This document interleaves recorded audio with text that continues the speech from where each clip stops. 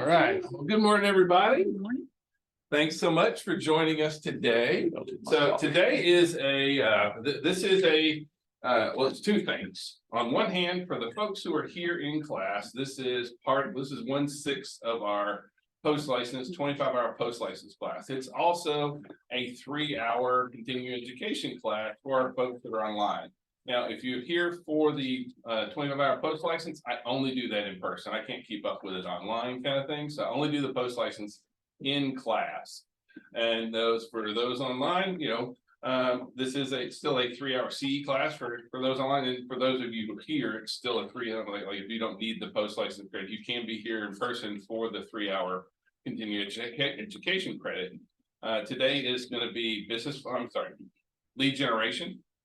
And so we're going to be going through all things dealing with lead generation, that kind of stuff. Now, also with me is Mark Brown, and Mark is one of our mentors, and so I want Mark to start teaching, and so I have voluntold him into teaching with me now, and so he's gonna be here, and we're just gonna be kind of bouncing back and forth off each other as well. So you'll see Mark here with me on all the kind of stuff. For my folks online, again, it's the 3-hour CE class.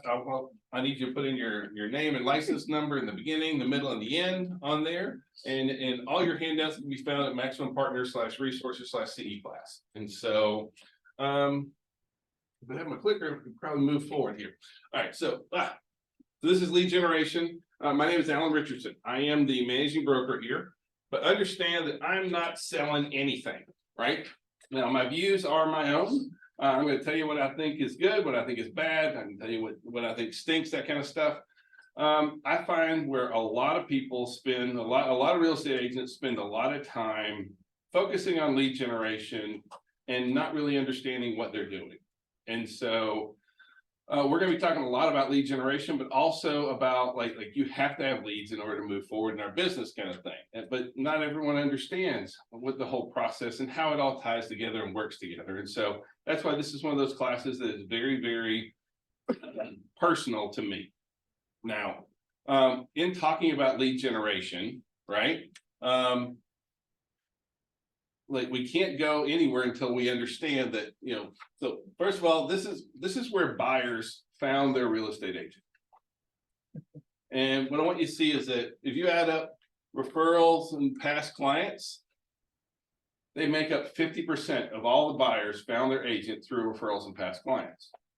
So half of the clients found their agent from referrals and past clients. So it is referrals and past clients vitally important to us. Yes. Oh, thought we had a ghost for a minute. Now, for our sellers, it's even more pronounced. 60% of our sellers found their real estate professional from referrals and past clients. So even though we're going to be talking today about lead generation, does it do any good to talk about generating leads if we're not talking about referrals and past clients? And I hope this doesn't do this all day because it's really creeping me out. Maybe we do have guts. But like we have to be looking at referrals and past clients. Now, everybody in the world tries to have their hand in our pocket when it comes to generating leads. And so what I want you to understand is we have to be looking at generating, like when we generate leads, what's the purpose? Let me ask you, what do you think the purpose is in generating a lead? Yeah. Build your pipeline. Okay. You're both right, but like only about 3% of your leads will actually convert, because at any given time, only 3% of our market is actively engaged in buying and selling real estate. So do you want to let those other 97% of people fall off? No, but see, that's what happens a lot of times is we end up just worrying about lead generation. All we do is lead gen.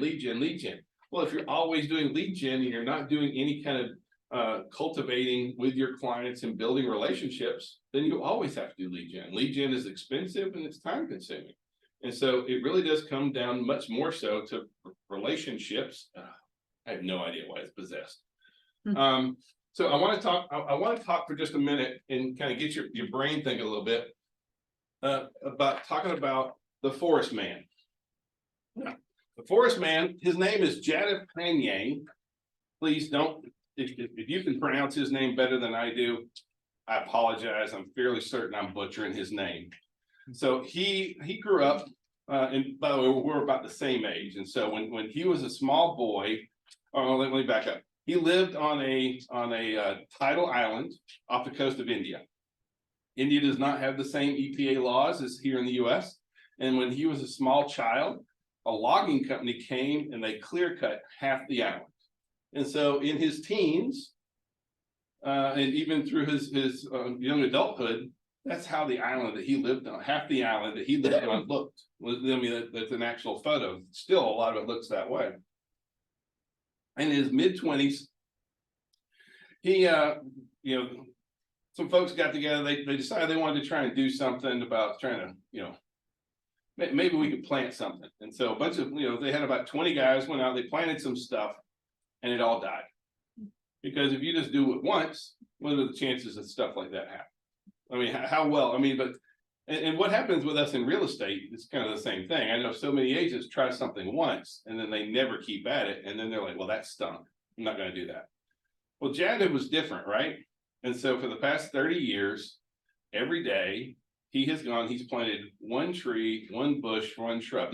These are tidal islands that he lives on, and so there's times when he can almost walk across to get other ones. And so for the last 30 years, he's gotten a tree or a bush or a shrub from the mainland and brought it over. And so now, like that's what it looked like before. In the bottom right, you can see a picture of actually what it looks like today. Now it's bigger than Central Park in New York City. It's got species of birds they thought were extinct. It has black rhinoceroses that kind of go and hang out in there, kind of thing. And so all this happened because every day he planted a tree or a seed or a bush or every single day. And so like this is actually one of his quotes. He says, "I planted every tree by myself. The start was difficult. I didn't have a lot of the resources I needed, and it took most of my time. Now the process is really easy as I get seeds from the trees that I planted years ago."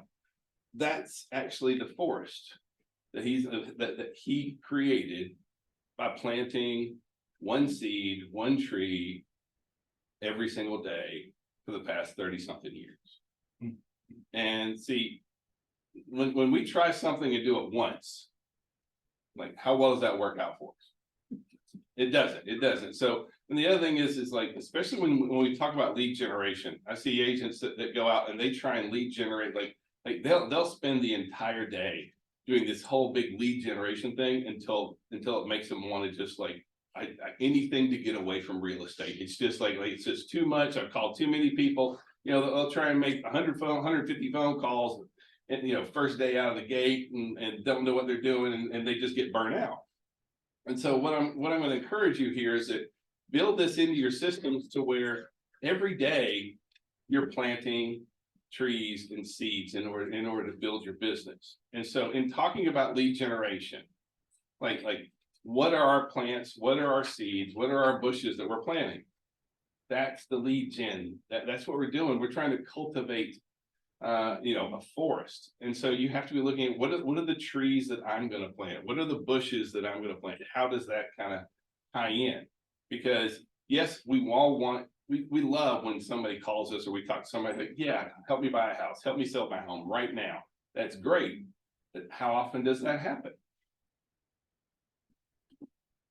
Not very often. No, I mean, it really doesn't, right? And so, but a lot of that is because no sale occurs, client reviews, generated reviews getting without trust.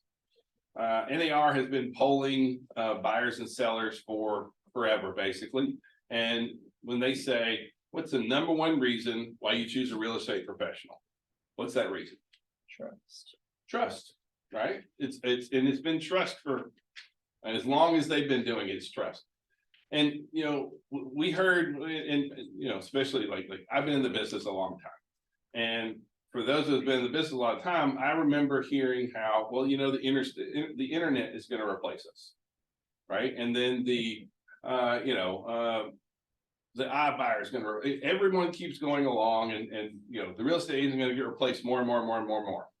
Are we being replaced? Matter of fact, do more people use a real estate agent today than any time in history?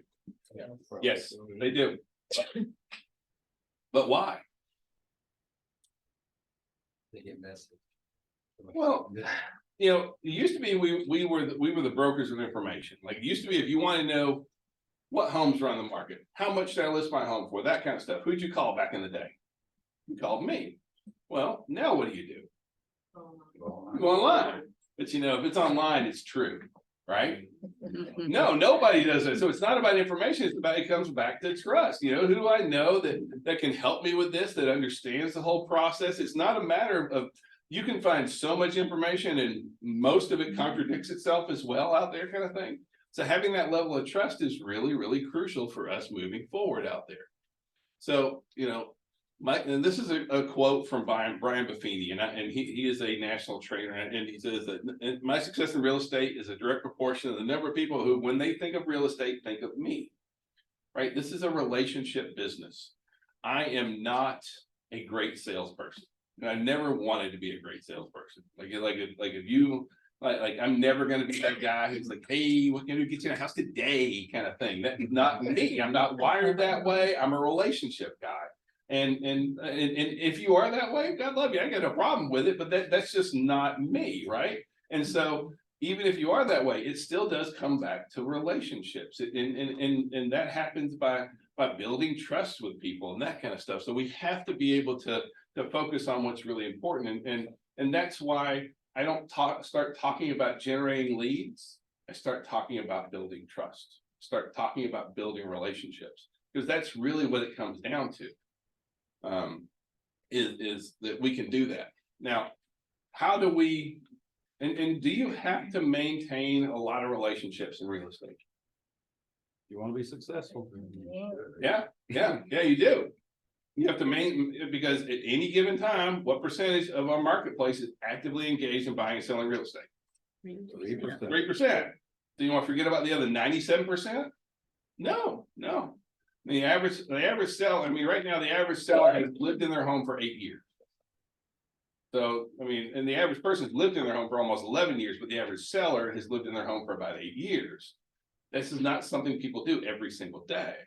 And so it still comes down to relationships. Now, do you have to use a database or a system or things like that in order to manage relationships? No. You can just outlive everybody else if you want. I'm just being straight up. Like, we all know that realtor has been around since like she sold Moses's house, kind of thing, and they've just outlived everybody. And is that a great way? Is that a great business plan to move forward? Is just trying to outlive, wait until enough people die so that you're like so everyone now knows you. No. Well, what we want to do is we want to be able to manage relationships, and so we need to have some sort of a client relationship system. You know, some ways so that we're engaging with people and that we're keeping up with folks, because, you know, the biggest problem for us is that we lose touch with our people. They don't lose touch with us. We lose touch with them out there. And so you got to have some sort of a CRM database. It's really kind of, the term is interchangeable: CRM, database, relationship management system, that kind of stuff. All of them are going to have some sort of built-in templates, which is really helpful to use. They'll have email flyers, text messaging, that kind of stuff that'll go out there. A lot of them will have a lead generating website, which is also kind of a plus. It can also be your website out there for it. They're going to send you reminders about stuff that you have to do. So they're going to tell you, hey, you should call this client. But if you don't listen to it, does it do any good? No. All the CRMs will all say, hey, call this person, call this person. Do we love to call people? Well, we need to get over that. If you want to be successful in real estate, you got to fall in love with your phone. It's just the bottom line.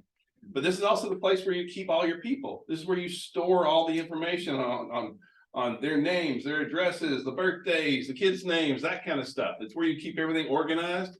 It lets you, it automates a lot of the tasks and activities for you. And so, we need to have some sort of system out there.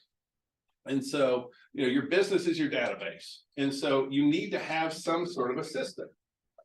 And all these are different CRM systems out there. Generally speaking, whichever one your broker provides, I recommend that you use that one. Y'all know what the best one to use is? When you're gonna use. The one you're gonna use, right? Uh-huh. I got a lady, she's been in the business for a long time, and she's got a notebook. And seriously, it won't even close. It's a 3-ring binder, opens up about this big, there's papers flying out of it, Post-it notes everywhere. But she uses it every day religiously, and everyone that she knows, she writes out a note when she talks to people, she goes through, she makes notes on everything, it's full of Post-it notes, all that kind of stuff. Is it the most efficient and elegant system on the planet? Nope. But she uses it every day. And so what's important is that you have your system. Some folks will try and use their phone. Do I think it's the best system to use? No. But if I'm going to use nothing or my phone, what do you think I'm going to recommend that you use? Yeah, you've got to have a system for how you manage relationships. You really, really do.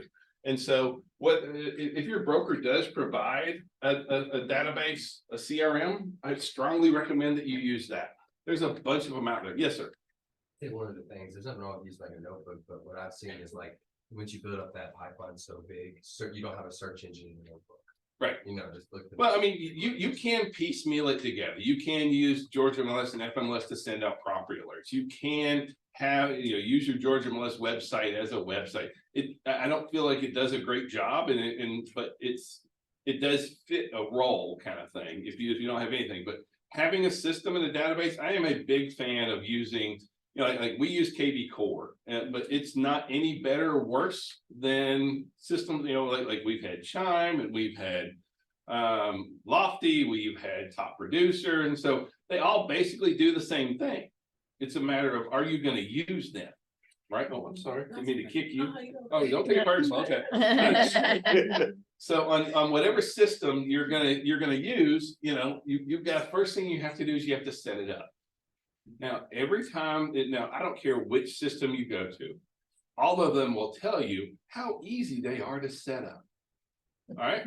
And honestly, it's not that they're really that complicated. There's just a little bit of time that takes in and learning the system and getting yourself organized and figuring out how things go. And a lot of times we just want to go get busy and we don't want to take the time it takes to really invest in setting up and having a database. And part of me gets it, right? Like, especially if you're new, you're like, well, I don't have any clients put in there anyway. But then what happens is you don't learn the system, you don't go in and start using it, and then you start getting clients. But now where do you put them? You don't know. And so that's how you end up losing people and forgetting about people and that kind of stuff. So setting up your database initially is a very important piece, a very important step that you need to go through the process out there. So go in there, I am a big fan of using the contact management software of whichever company, whichever broker that you're with. If they provide one, do that. Then the very first thing you have to do on all of them is you have to go in and you have to set up your personal profile. I know it sounds silly, but I don't care. On all the platforms, it's exactly the same. When you set up your profile, you're uploading a picture, you're putting in your signature, you're putting in all your database and all the contact information, all that kind of stuff. When you do that, all these systems will automatically set up your website for you. It may not be the most individualized, but it will set up your website. It will set up your email signatures. It'll add your signatures to the web page and to the different properties that you're sharing out. So the first thing you have to do is always complete your initial profile in there. And then after that, enter people into your database. Like everybody that you need to get people going into your database, past clients, current clients, all the lead systems that you have, that kind of stuff. And then you want to try and customize how you choose to reach out. All of them will have, some you can send text messages, some you can send emails, some you can do both, some you can do it through social media. You have to decide which of those that you're going to utilize and set up. For most people, you can set this up, working off and on over the course of a couple of weeks. And will it be a pain in your butt to initially set up? Mark? Yeah, it will. But let me just ask you this. Would any of you think about hiring a personal assistant to do this instead of doing it yourself? They don't Well, know your well, relationship. We exactly. They don't know your relationships with the people. They can't set it up initially for you. But you could turn it over to somebody to manage later on, except they can't make the phone calls. You have to be the one to make the Yeah. phone calls. So it is a pain in the butt to set up, but it also teaches you how this works. I treat it like it's a virtual assistant that I'm paying for a little bit, but they work when I'm asleep. They work when I'm doing something else, and they only reach out to me when it's time for me to do something. So Alan mentioned something that's really, really important. When your CRM tells you it's time to call somebody, there has been a set process that it's gone through. It's reached out to them by email, by text. It's sent them some property alerts and all that. And it's time for you to do a task. All communication with that person stops until you do that task. So think about when somebody's been calling you, texting you, coming by to visit you and all of that, and then all of that stops because they sent you a message and you didn't answer that message. Now you're wondering what happened to that person. So it's the same thing. You're the realtor, you're the real estate agent, and your CRM is doing all of that and you don't do your part. Now you've made the person think something's wrong, that they've done something wrong. So pay attention to it. It'll show you exactly what to do. I had to answer a call this morning on my way here. I had to make a call this morning on my way here because it said, so-and-so is looking at this property, has looked at it 3 times. You should call and check and see. I have a showing tomorrow because of that. So you really have to pay attention to it, and it works. I promise you it works. He told me it worked when I first started, and I said, yeah, okay. I'm pretty good with my phone, and I know all my people. But I didn't remember that somebody's child was graduating, and I should have sent them a congratulations card and get a lead from that. So I promise you it works. Don't sleep on that. Well, and again, if you just look at the raw numbers of it, like, so if 3% of your market is engaged in buying and selling real estate, so out of 100 contacts, how many people is that? 3. How many transactions would you like to have this year? Well, then figure out how many hundreds of contacts you gotta have, right? Like, and you know, it's very, very true to look at it that way. But you know, like putting the people in your database, like in your books and in the handouts, you'll see like all this, you know, under the ABCs of building a database. These are all just to get your creative juices flowing about who are folks that you can add to your database. You know, all that kind of stuff. All these are just kind of designed to kind of to jog your memory. And because we want to be engaging with people that we know. This is not about, and no, I'm not talking about cold calling here. I'm not talking about strangers. I'm talking about now all those folks all those folks on that list. Are those strangers to you, or should they be strangers to you? No. Because with these people, what do you immediately have with them? Some level of trust, some level of trust. And that's the challenge with doing cold leads, right? Is they don't have any trust. You have to work much harder to build that. And so if you start up that way, a lot better. But now once you have folks in a database, once you have them in there, well, now you got to reach out. And, you know, first of all, a touch is anytime that you reach out to somebody in your database, in your CRM. It could be a text message, an email, that kind of stuff. Doesn't matter. Now you have 3 main types or 3 main platforms you do. And so when an 8x8, and by the way, has anybody read The Millionaire Real Estate Agent by Gary Keller?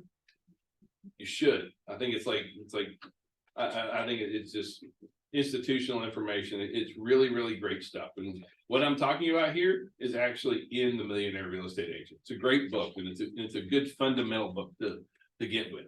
But what an 8x8 touch is, that means that when you first get introduced to somebody, you reach out to them once a week for 8 weeks in some form or fashion. And so it's called 8x8. And every week you're going to do some different way in order to deepen your relationship with those people. 12 touch is normally done with your past clients. Because when somebody buys a house from you, how much more do they want to hear about buying houses again, right? But you don't want to get forgotten. You don't want them to feel like you've forgotten them. And so this is just a way for you to continue to maintain and manage those relationships, because past clients are a great source, not only of being a past client, so next time, but also it's a great referral source. And then 33 touch. And a 33 touch is real, meaning we've done a lot, we being in the real estate industry and in sales in general, have done a lot of data research. And we found out that if you reach out to somebody more than say 40 times a year, they'll unfriend you, unfollow you. It's just, they're like, leave me alone. You're just too pestering me. And if you do it less than 30 times, you're not being as effective as you can. So that 32, 33 touch range in there is a good median place to be in there that helps you be very, very effective. Now, what are those different things that you can do to reach out? Well, you could make 3 or 4 phone calls in your database a year. Now, we just talked about the people that are in that we would be putting in our database. These would be people that we know, right? So would these be cold calls that I'm talking about making? No. These are like, hey, what's going on? Because when we reach out to folks, that's when, we have to be ready to answer like, how's the market and those kind of questions. But just reaching out and maintaining relationships. If you don't talk to somebody, can you have a relationship with them? Like if you didn't talk to your wife or your husband, would you have any kind of relationship with them or your partner? No, you got to talk to them. Same thing goes here. You're not going to have a business relationship with anybody if you don't speak to them. So we have to have some sort of the frequency depends on how big your database is and how important it is that you're growing your business. You can send out 6 or 8 newsletters every year kind of thing. You get free newsletter from Old Republic, First American, 210. You can send out quarterly neighborhood stats, different, what's happening in the neighborhood where they live in. Do folks like that kind of information? They love that kind of information out there. Postcards. I'm not a huge fan of postcard farming. We will talk about postcard farming, but I like postcards that go into my database. These are people that know me, right? And so like we already have a warm relationship. When they get a postcard from me, they tend to open it, look at it. If you send recipe cards, make sure you try the recipes. I learned that one the hard way. We used to send out recipe cards, and this little lady, she goes, did you try that recipe you sent? Because I did. It's the worst thing I ever put in my mouth. So if you do the recipe cards, learn from my mistakes there kind of thing. Sending out quick email messages. Like what I mean by that is like we all get just a ton of big email messages, right? Sometimes when you get an email message that says, hey, you were on my mind. I just wanted to catch up really quick. Give me a call, Alan. Yeah. I think it's spam. Well, it could be, but all I'm saying is that when I send messages like that, and it's from my email address, I don't mean like an email address this mile long, but I send an email address out like that, guess what happens? So they call me, right? Like they call me directly on there. How many Christmas cards y'all get last year? 1. Yeah. I used to get hundreds. You want to stand out in your database? Send out Christmas cards or send out like an Arbor Day card. Anybody ever got an Arbor Day card? It's a good way to stand out for people to recognize you. Event marketing, we're just going to kind of wing it as we go along. Event marketing is like you have your database, and if you're doing different events, who should be the first people that you invite to come to the event? The people in your database. Yeah, exactly. That kind of stuff. We'll talk more about that. Lunch, coffee, and drinks for your best referrers. Like these are the folks who send you the most business. It's worthwhile to have some lunch, coffee, or drinks with them kind of thing. Handwritten notes. I love handwritten notes. How many folks it's one of those things that like I really respect and appreciate. I have a hard time doing it because my handwriting looks like I'm a doctor. But like I have 2 handwritten notes sitting on my desk right now. You know why they're sitting on my desk? They're special.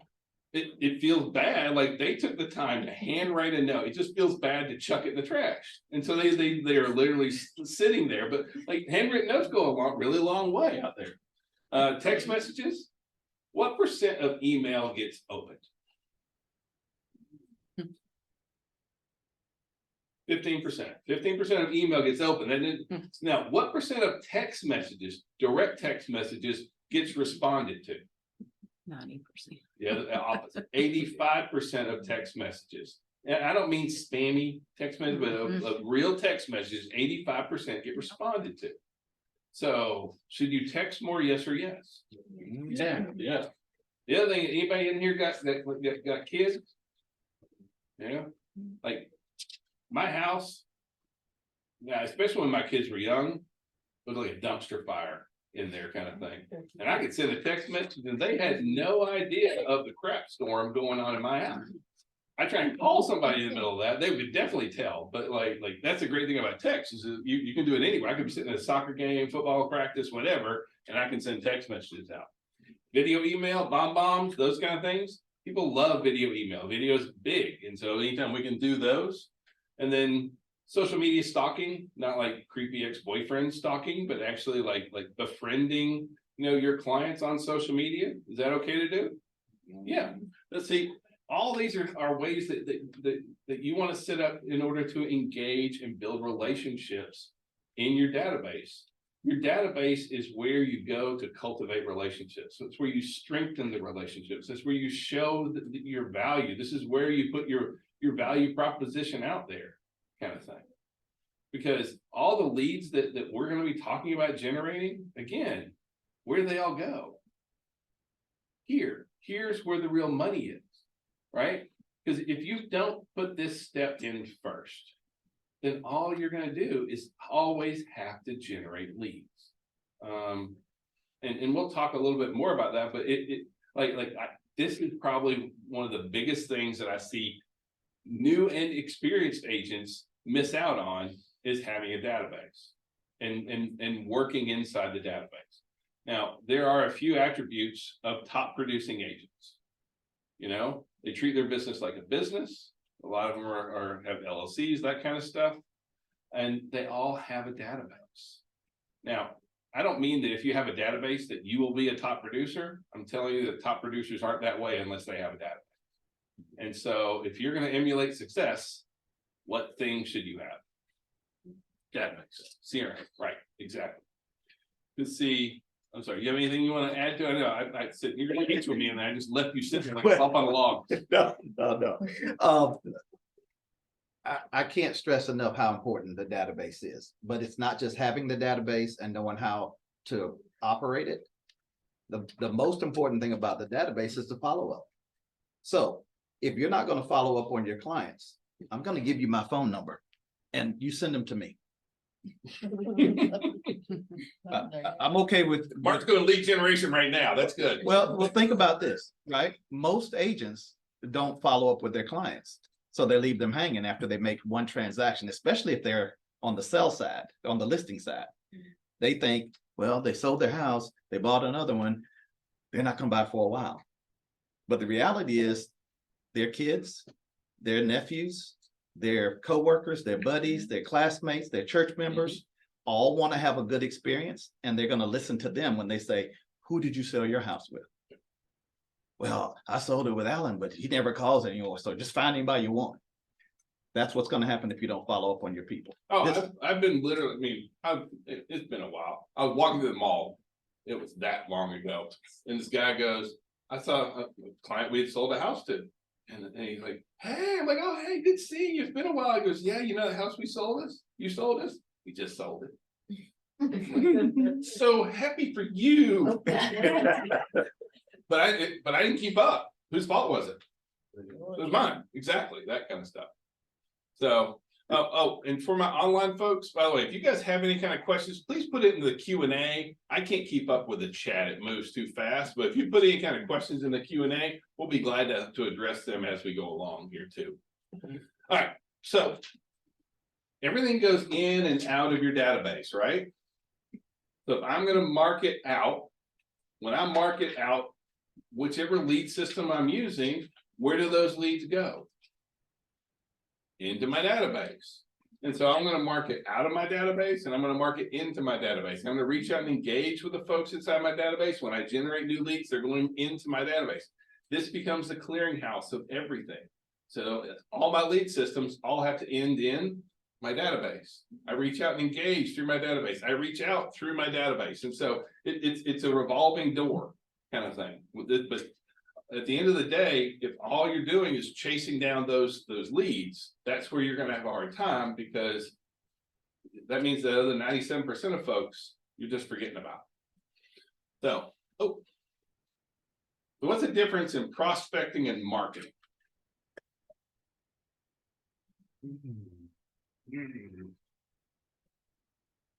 Marketing's for new leads, prospecting is like caring for the past. Nope. Prospecting requires contact. Marketing doesn't, right? So like if I'm gonna do prospecting, it requires eye to eye, ear to ear, belly to belly, nose to nose, that kind of thing. And you know, what we see happen, unfortunately, is that for a lot of agents, they replace all their prospecting just with marketing. And overall, what's more expensive, prospecting or marketing, do you think? Marketing. Marketing's way more expensive. So I'm not saying that you don't need marketing. You do need marketing. You do need to be able to reach out. But for me, marketing is like the difference between being a hunter versus being a farmer. I need my fruits and veggies. Yes. Yeah. So I need to farm. All right. No big deal. I need to use marketing. But if I want a steak, what I got to do?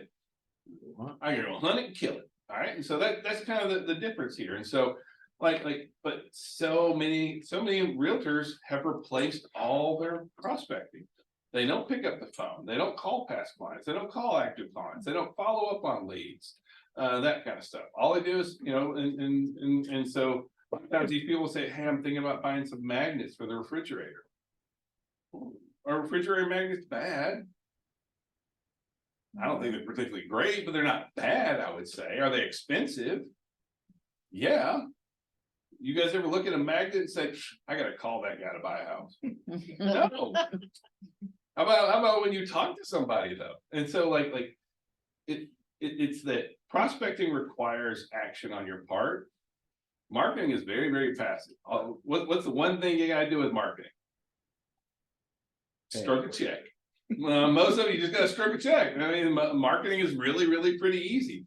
And you will not have a hard time finding people that will be glad to take your money to do a lot of marketing for you. It's just not nearly as effective as prospecting. I don't mean, again, I'm not trying to say don't market. Yes, market, but market and prospect. It's very, very important that we do both here. And so if you just look at prospecting, okay, and so if all you did was follow up with all your leads, call all your past clients, call all your active clients, call for sale by owners, call expired listings. What are the results if you do that? Well, for every phone number dialed worth how much, Mark?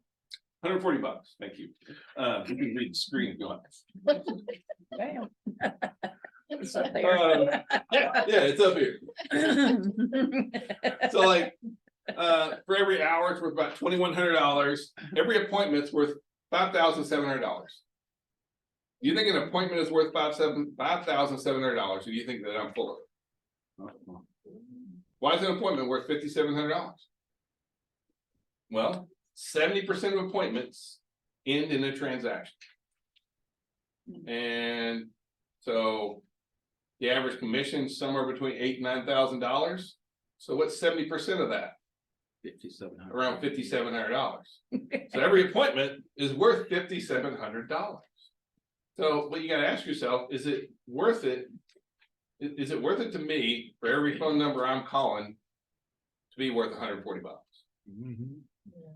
I mean, when you really put it in that context, you realize what a big deal it really is, kind of thing.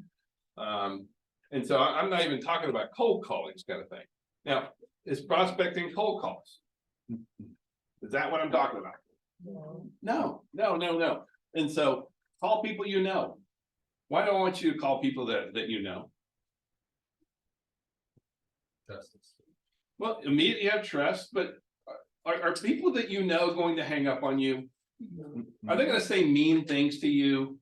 Are they going to be very derogatory? Like you call for sale by owners and expired listing. Are those people going to be nice to you?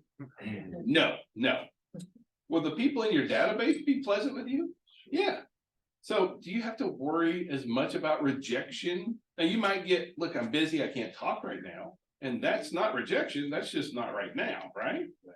So like when you call people that you know, we're not talking about like I'm not talking about cold call in here. So the other thing is that, does anybody like to get sold? Like you get that person on the phone, they're like, is it important to you that you drink fresh, clean drinking water, Mark? They always use your first name. I am so busy right Yeah, now. yeah, well, I mean, is it important that your whole family drinks fresh, clean drinking water? We prefer muddy water. Thank you for calling. Right, it's like anything to say no, right, at that point.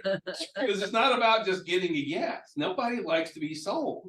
But it's about relationships. It's about building relationships, right? And so that happens by reaching out and just being nice. I know it sounds very rudimentary, but it really is much more about reaching out, being nice, being ready to answer the question of how's the market. You have to be comfortable with what's going on in the market and being able to answer that. We'll go over that more as the week goes on, that kind of stuff. But you have to be very purposeful about it. You have to be very systematic about it. If you're gonna make phone calls, you need to do it before you answer email. Because once you start, well, I mean, if you get up in the morning, you start answering email, you open up email, do you ever go back and start making phone calls? Start prospecting? Nope, doesn't happen. So first thing, it's always like, if you had to eat a frog, when would you do it? First thing, get it out of the way. Get out of the way. This is your frog, right? I mean, nobody wants to eat a frog. How many of y'all want to make phone calls? That's the problem. There's your frog, right? So you gotta eat your frog, and it's so much easier if you'll just go ahead and eat your frog and get out the way, kind of thing. You also want to come from a position of contribution, helping out, assisting people, that kind of stuff. I really like, one of my favorite things is I like to ask people exactly what I want to be asked. So if I say, and Americans are just generally nice, right? So if I say, hey, how are the kids? What are they gonna ask me about in the conversation? How are your kids? How are my kids? And if I say, you know, how are things going with your career? What are they gonna ask me about? What are you up to these days? You know, I love helping folks buy and sell real estate. Seriously, taking people through what could potentially be a very challenging process and having them just be overjoyed on the other side is a huge, it's seriously what one of the things I enjoy most in life. Hey, do you know anybody that could use that help? Is that super salesy to you? Mm-mm. So just making it that process of doing that kind of thing.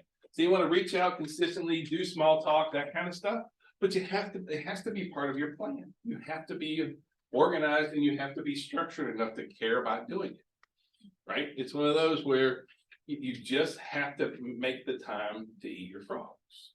And it's one of those things that I see that phone aversion is one of the biggest holdups for most real estate professionals. They just don't want to make the calls. And it's one of those things that you can you have a relationship if you don't talk to people? What's the easiest way to talk to them?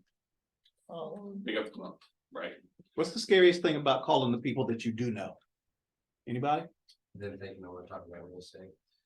So you don't ask them, you don't talk about real estate, right? You ask them questions about them. They're not in real estate. So I've been making calls since my second year in real estate. Because my first year in real estate, Alan told me make the phone calls. And I came from a sales background. I said, yeah, I know how to sell. I don't need to make phone calls. They know I'm in real estate. They're gonna see my posts and everything. I'm just getting cool with Facebook. And I said, they'll see my stuff and they know me. They'll call. My wife has a very good job.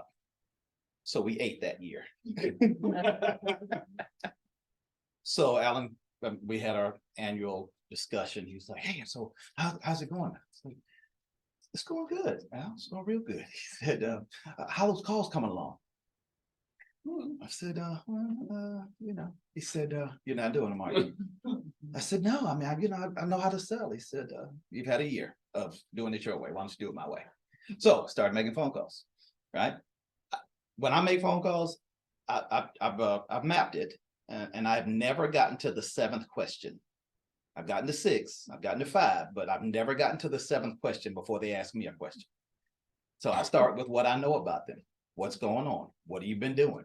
How's work coming along? If they're into sports, how about those Cowboys? It's my team. So that turned out great for you too, didn't it? Yeah. Sorry. This is real estate. Those are not the Super Bowl, just Beautiful one. saying. We had this conversation at the last thing. But you talk to them about the things that you know and the things that they're gonna resonate with. And eventually they're gonna ask you what's going on with you. And of course, you do this. I promise you, making phone calls to people that you do know and not talking about real estate in the beginning is gonna make them talk to you. They're gonna make them ask questions, and they're gonna appreciate the fact that you called them out of the blue. Now, I'll tell you something that's funny. People tell me COVID was a bad year for them as real estate agents. Anybody here have a bad year when COVID hit? Most of these are new folks, so. Oh, most of them, do. Okay. So COVID was my best year. Because I had a built-in excuse to call people. How you doing? What's going Wellness on? checks, that kind of stuff. Yes, I'm just checking in because you remember so-and-so who was in our class? 2 people in her family passed away from COVID. And I'm just checking in because I don't want to hear about you passing away or you hear about me passing away because I didn't reach out. Yeah. Man, the phone rang back and forth, and it was my best year. So I'm not saying you should have a major disaster like that to make you reach out to people, but Let's hope it doesn't happen. call to check in on people, and that's it. I mean, they'll appreciate it and they'll call you back. So I gotta get my call. So take out your phone. And see how many contacts you got. I know, most classes are like, put your phone away. Here I am, like, take your phone out. So go down to your contact list and scroll down to the very bottom. How many contacts you have? I share with my wife, so we have 3,254 contacts, but that's not normal, okay? Yeah, how many you got? 385. How many y'all got? How many got? 350. 350. 383. Probably about mine doesn't say. We don't got an iPhone, I don't have an iPhone. Yep. How many y'all got? 392. We all right around that in that 300 something range kind of thing. Doesn't give me a number. If you scroll over to the bottom, normally it will. You just have to go, no? Oh, okay. Yes, 300, 500. Okay. All right. So let's just say that overall we've got around 350, about 350 on average, right? Now let's say that, now, according to the National Association of Realtors, the average person knows 3 to 5 people that are going to move each year, buy and sell real estate. So let's just say the average person knows 3 people that are going to buy or sell it next year, right? So let's go back to our list. We all have about 350 people. Let's say half of them are garbage, okay? I don't mean they're garbage people, like, but it might be like this guy's name or tow truck driver, whatever it could be. But let's just say half of them you don't really have a great relationship with. So now we're down to what, 175? Right? So 175 times 3. That means that represents 525 transactions over the next year. So I hear all the time where agents will be like, I need more leads. I need more leads. I need more leads. How many leads do we have sitting in your phone? Right? Because is it about, like we know that only 3% of our market is buying and selling, yes, but like these people, it's not just about them buying and selling, it's about that relationship. It's about building that referral business. So do you have business sitting in your pocket right now? It's the thing I want you to realize, right? Like, is everybody with me here? Am I losing you? Because like, there's like, y'all look like a donut, you're glazing over. Okay? So, because it's a big deal.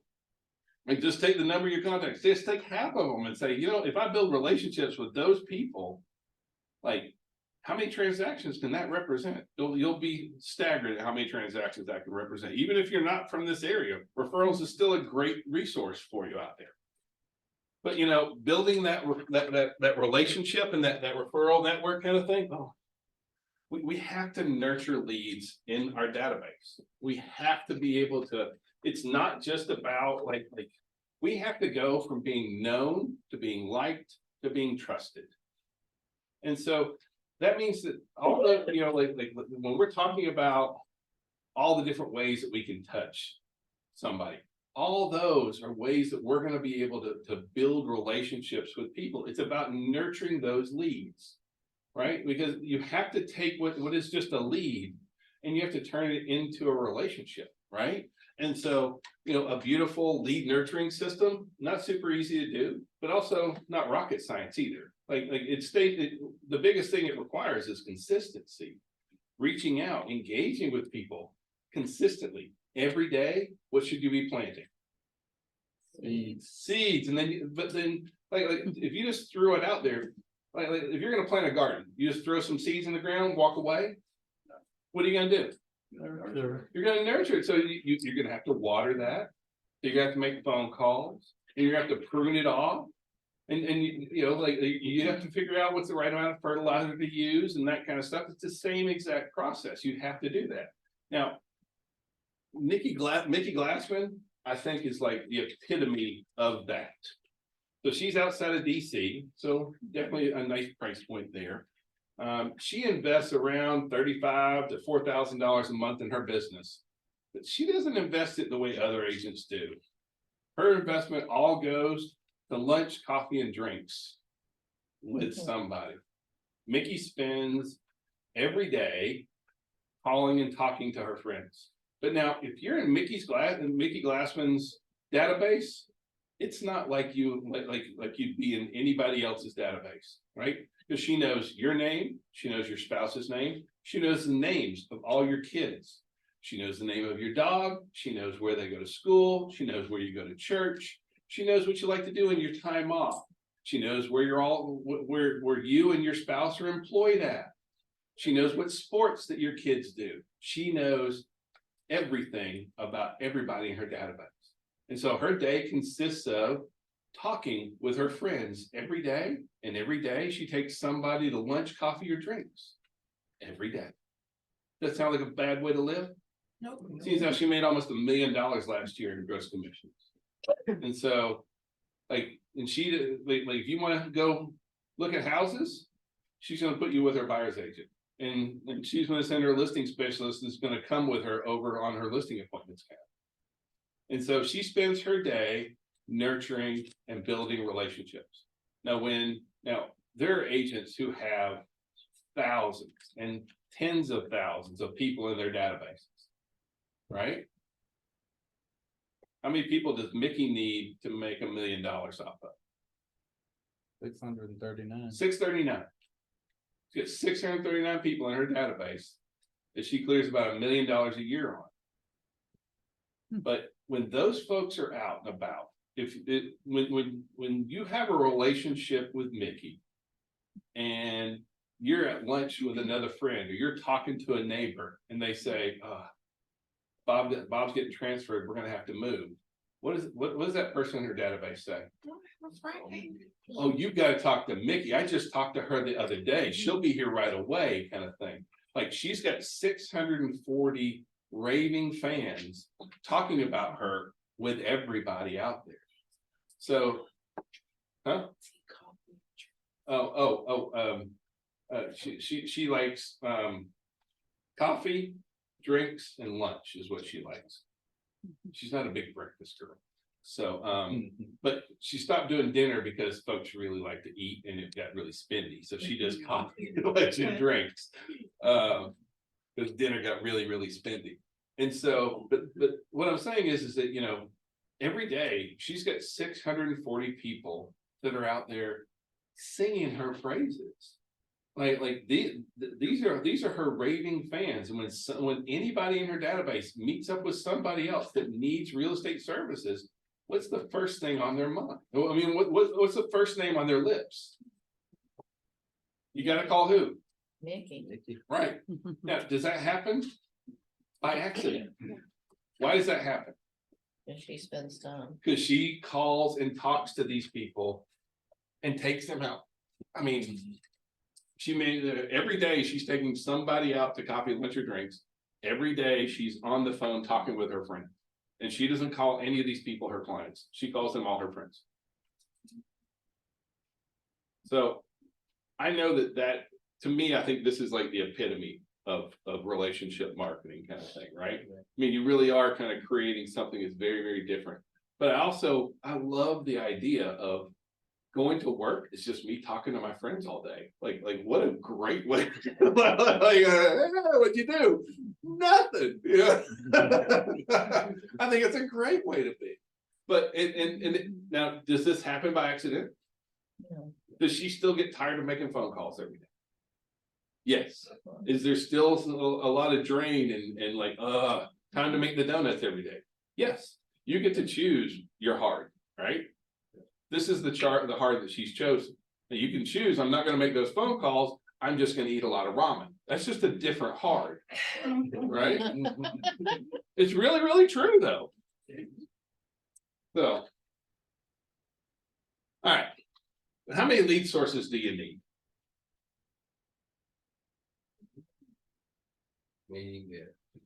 No, you need 3 to start with. You really need 6 to be recession proof or to be market proof, right? Because what's the only constant we have in real estate? Change, exactly. Change is the only thing. And so if change is your only thing and you have one lead system and the market shifts, what happens to your business? It shifts too. And so if you're getting all your leads in one place and that changes, what's that do to your business? And so as we're going through, I want you to think about what are the lead systems that I can use to build into my system. I mean, what are the lead systems that really speak to me? In addition to that, you got to think about how long the leads take to mature, right? Because like what is the sales funnel? Meaning, what's the time when we're talking a sales funnel? Really, what we're talking about is time frames. We have 2 sales funnels. We have a buyer and a seller sales funnel, right? How long does it take the average seller to decide to sell? 6 to 9 months. I'm sorry, the average seller, 6 to 9 months. What's it take the average buyer? 3 to 6 months. No, buyers are shorter. Yeah. Sellers think about it much longer. So as we're going through and as we're looking at the lead systems that we're going to be that we're going to be going through, you got to think about how long does that really take? Like one of my folks likes to do credit repair leads. And there's nothing wrong with credit repair leads. But how long does it take a credit repair lead to buy a house? 2 years. That's 2 years of eating ramen and starving. So I'm not saying that it's, I mean, like credit repair leads is the easiest leads just about you can get out there. You can fill a classroom up with folks that need credit repair. But it's going to take them a couple of years till they can afford to, until they get their act straight to do that. And so I'm not saying that couldn't be one of your things that you're going to do, but if that's all you did, that takes a long time to nurture. And so as we're going through, you got to think about where does this lead system fall into this sales funnel? Is it going to be something where I'm going to get them at the top of the funnel, or where I'm going to get them down closer to the bottom of the funnel? The bottom of the funnel is going to be like for sale by owners, expired listings, those kind of things. We know that they're going to sell. They're going to require a lot more, but you're going to see a lot more nurturing that you do up on the top of the funnel, and a lot more just direct marketing very at the bottom down there. The other thing I want to touch on is how do you choose which lead system? Because we're about to start going through a bunch of leads and talking about the leads and like I always get folks who are like, well, I'm not sure which ones to choose. I don't know what I should be doing. I don't know, is this the right one? And so let me just kind of start off with saying it's important that you start making steps. It's important that you choose some and get started on them, because too many people wait to ship. They wait until everything is perfect to move forward, and you don't want to do that. So, but it all starts off with your target clients. And we're going to talk more about target clients on Friday when we get to business planning. But what you have to think of is like, who are the folks that you want to work with? These are the folks that your lead systems should be focusing on. And so if I want to work with first-time buyers, I want to make sure I'm choosing the lead systems that would appeal to first time buyers. If I want to be working with move up sellers or investors, well, then I want to be choosing lead systems that helps bring me in touch with investors or sellers and those kind of things. So it really does have to start with who is your target client. And again, we'll talk more about this as we move forward, but like understand that your target client should be the end all be all for how you set up your marketing. And again, we'll talk more about that, but you have, it really has to come into play when choosing which lead systems make sense for you. So as we're going through, like take your book, highlight, dog ears, star the ones that make sense to you, that speak to you, that fit in with who those target clients are. The other thing is play to your strengths. You know you, and be smart about it. Like I always get, I get agents all the time who say, I want to do expired listings or I want to do for sale by owners. And I have no problem with that. But like, I know them. And sometimes I'll get an agent who's like, yeah, I'm going to start calling for sale by owners. And I'm like, that's not a good choice for you because like you're a relationship person and you don't handle rejection very well. And so what happens when that first for sale by owner cusses you out? Well, then are they going to call back? And so, I mean, like I think for sale by owners and expired listings are great options, but you have to, you know, like know thyself, right? If you don't handle that very well, then that's not a good, just because it's an opportunity, it's just not an opportunity that fits with you. But just because you heard somebody talk on the internet about you should do this, or I know that there's that for sale by owners is a good option, unless you want to get hung up on and bitched out, don't do for sale by owners, right? So like take into account what you like to do and what you hate doing as we're looking at these different lead systems. You also have to consider time and money, right?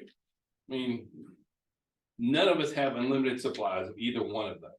And so like set a budget on what are you willing and able to spend, because some of your lead systems cost money. Yes. Kind of thing. And then not only that, when are you going to fit it in your schedule?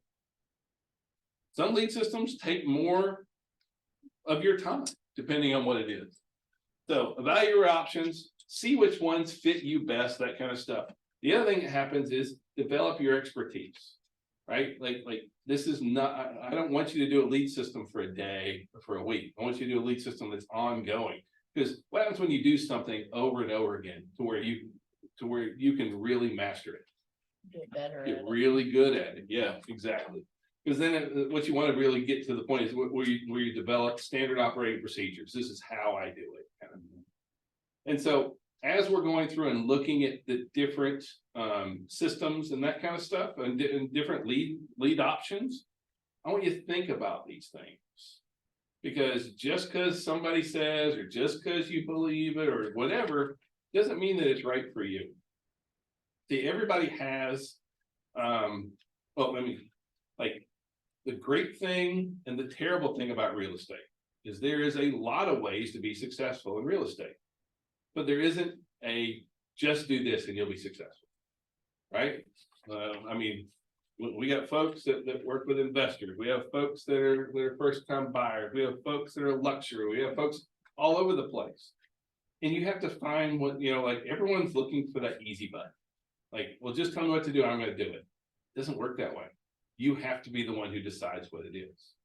Am I making sense? Mark, anything you want to put in on that? I started with the stuff that was free There you go. because I'm not cheap, but I'm frugal by nature.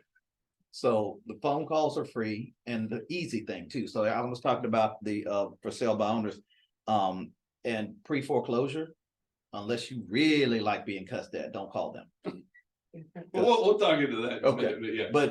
But free and easy and comfortable is the best way to start. And then you can work your way into the things that are harder. Okay. Yeah. All right. Let's start looking at some lead systems. What do you say? Yes.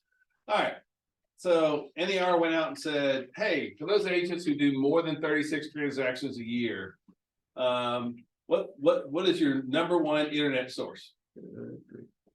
Facebook. Facebook, FB kind of thing. And so, can you run Facebook ads as a real estate agent? Should you run Facebook ads as a real estate agent? Yes. Depends on how you are and how you're set up, that kind of stuff. If you're techie and you have a good place, it's out there, but you got to understand some things. But first thing is, some folks will say, well, it just seems really intimidating. No. How does Facebook make money? Ads. Do they want to make it as easy as possible for you to give your money to them? Yes, they absolutely want to make it super easy. But that being said, you also have to understand what you're going for with Facebook ads. And so the first thing is that, do you think that your goal and Facebook's goals are the same? No. What does Facebook want done with your ad? Who do they want it to go to? Everybody. They want, 9 to 90, they want them to see your ad, because the more people see your ad, the more what? The more it costs you, right? So now, do you want that to go to everybody? No. So you have to first decide, what is my goal for doing this Facebook ad? And in there, you can say, I want to drive traffic to a particular site. I want brand awareness, which is nothing wrong with brand awareness. It just doesn't cash a lot of checks over time. Don't want information or education. And what I recommend is that you drive traffic, because it makes Facebook ads very measurable when you drive traffic. I can know how many people click on this. I can know how many of those people that click actually engage with me. Makes it very easy. If you just do brand awareness or information, it's very hard, because like when you drive traffic, there's a call to action. With brand awareness and with information and education, there's very few calls to action on there. Now, once you've decided that that's what I want to do, now I have to develop who is my target audience. And this used to be way easier, right? Used to be, I could zone into a 1 mile radius. I could be very specific. Now we have much larger age ranges that we have to make sure that we're not violating fair housing and that kind of stuff. But still, you want to put in there likes, interest of people, those kind of things. You want to do your best to get as specific of a target audience as you really can. And really what that comes down to is like who is your target audience? If you go all the way back to what did I say was the most important thing when selecting a lead source? It all starts with what? Target clients. And so when I say your target audience, who should your target audience be? Your target clients. And so what those people like, looking for, that kind of stuff. And then you want to go and you want to design your ad. And so first thing is they're going to say, do you want a single picture, multiple pictures, or video? What do you think is number one? Video. Good job, right? Video is number one, right? And we'll talk more about video. But remember that you're selling dreams, not just properties, kind of thing. And then you need some sort of a call to action in there. And then the last thing you need are, where are you going to send them? Like when somebody clicks on this ad, where are they going? You have to have some sort of landing pages. A lot of our databases have landing pages built in. A lot of our CRMs, you have a lot of built-in landing pages, like Cloud CMA gives you how much is your home's worth website kind of thing. There's different DPA resources you can use. We'll talk about those, but you have to decide, where am I sending those people? And then the whole idea here is that this is the ad, this is who I'm targeting. This is the ad that I'm going to do. This is when they engage, when they click on it, this is where I'm sending them, because I want to. And again, once I have them, what am I doing with them now? I did the ad, they clicked on it. What happens now? You engage them. Engage. I'm gonna make phone calls. I'm gonna send them text and email. Where do they go? Database. Exactly. Y'all follow me, right? Y'all seeing how this whole thing works now, right? Mhm. All right. Anybody buy leads? Oh, I did. Okay. Does anybody bought leads and now thinks that was stupid? No, it's okay. Well, listen, the thing about buying leads is, well, there's a couple of different things. One is you have to understand that when you buy these leads, they're leads. So on average, what percent is gonna end up in a transaction? On the initial. Now, if you're gonna buy leads, where do those leads need to go? Into a database. I see where the problem with buying leads for so many people is they're only going out, reaching out to that 3%, trying to pull those people out. And then they let that other 97% just fade away into nothingness out there. They don't put them into a database to continue to engage, because these are people that were willing to reach out to some sort of service and let people know that they're interested in buying and selling real estate. So are these good leads? Yeah. Internet leads. When do internet leads tend to come the heaviest in? Like what time frame is when during the day does internet leads tend to come? Evenings. Okay, what are most of us doing in the evenings?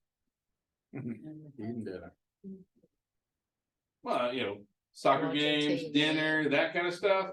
And honestly, you have to speed the lead on here really does matter. You have to be very, very responsive. Because, after 30 minutes, they're off, watching videos of cats with hats and porn or whatever. You just don't know what these people are doing out there. So they're gone. So like you have to be very, very, you have to be ready to turn it on a dime kind of thing with these leads. So I have folks who are like, I do leads all the time. They're great for me. And I have folks who are like, I'll never waste that money again. And so you have to understand that what these internet lead needs is a little bit different, right? They need something that like you have to be very quick to respond to them, and then you have to keep responding to them. This is not something that is a really quick and fast, like oh, you want to buy a house? No, click. Like you have to call back the next day, and then the next day, and then you got to send a text message. So you really have to engage with them. And if you talk yourself into, well, they're busy or they're not interested, then you're going to do terrible with these leads. So now we also have, and I know it's in the book in a different place, I moved it around. We have a ton of referral sites, and there are folks all over the place that are where you can go out and get 70-30, 60-40 leads. And I know it's farther back in the book, but there is a list in your book as well. But here and what I want to talk about with this is like feel free to go in, sign up for these all these sites and go in and set up and do leads. What I caution you on is not to get trapped into these leads.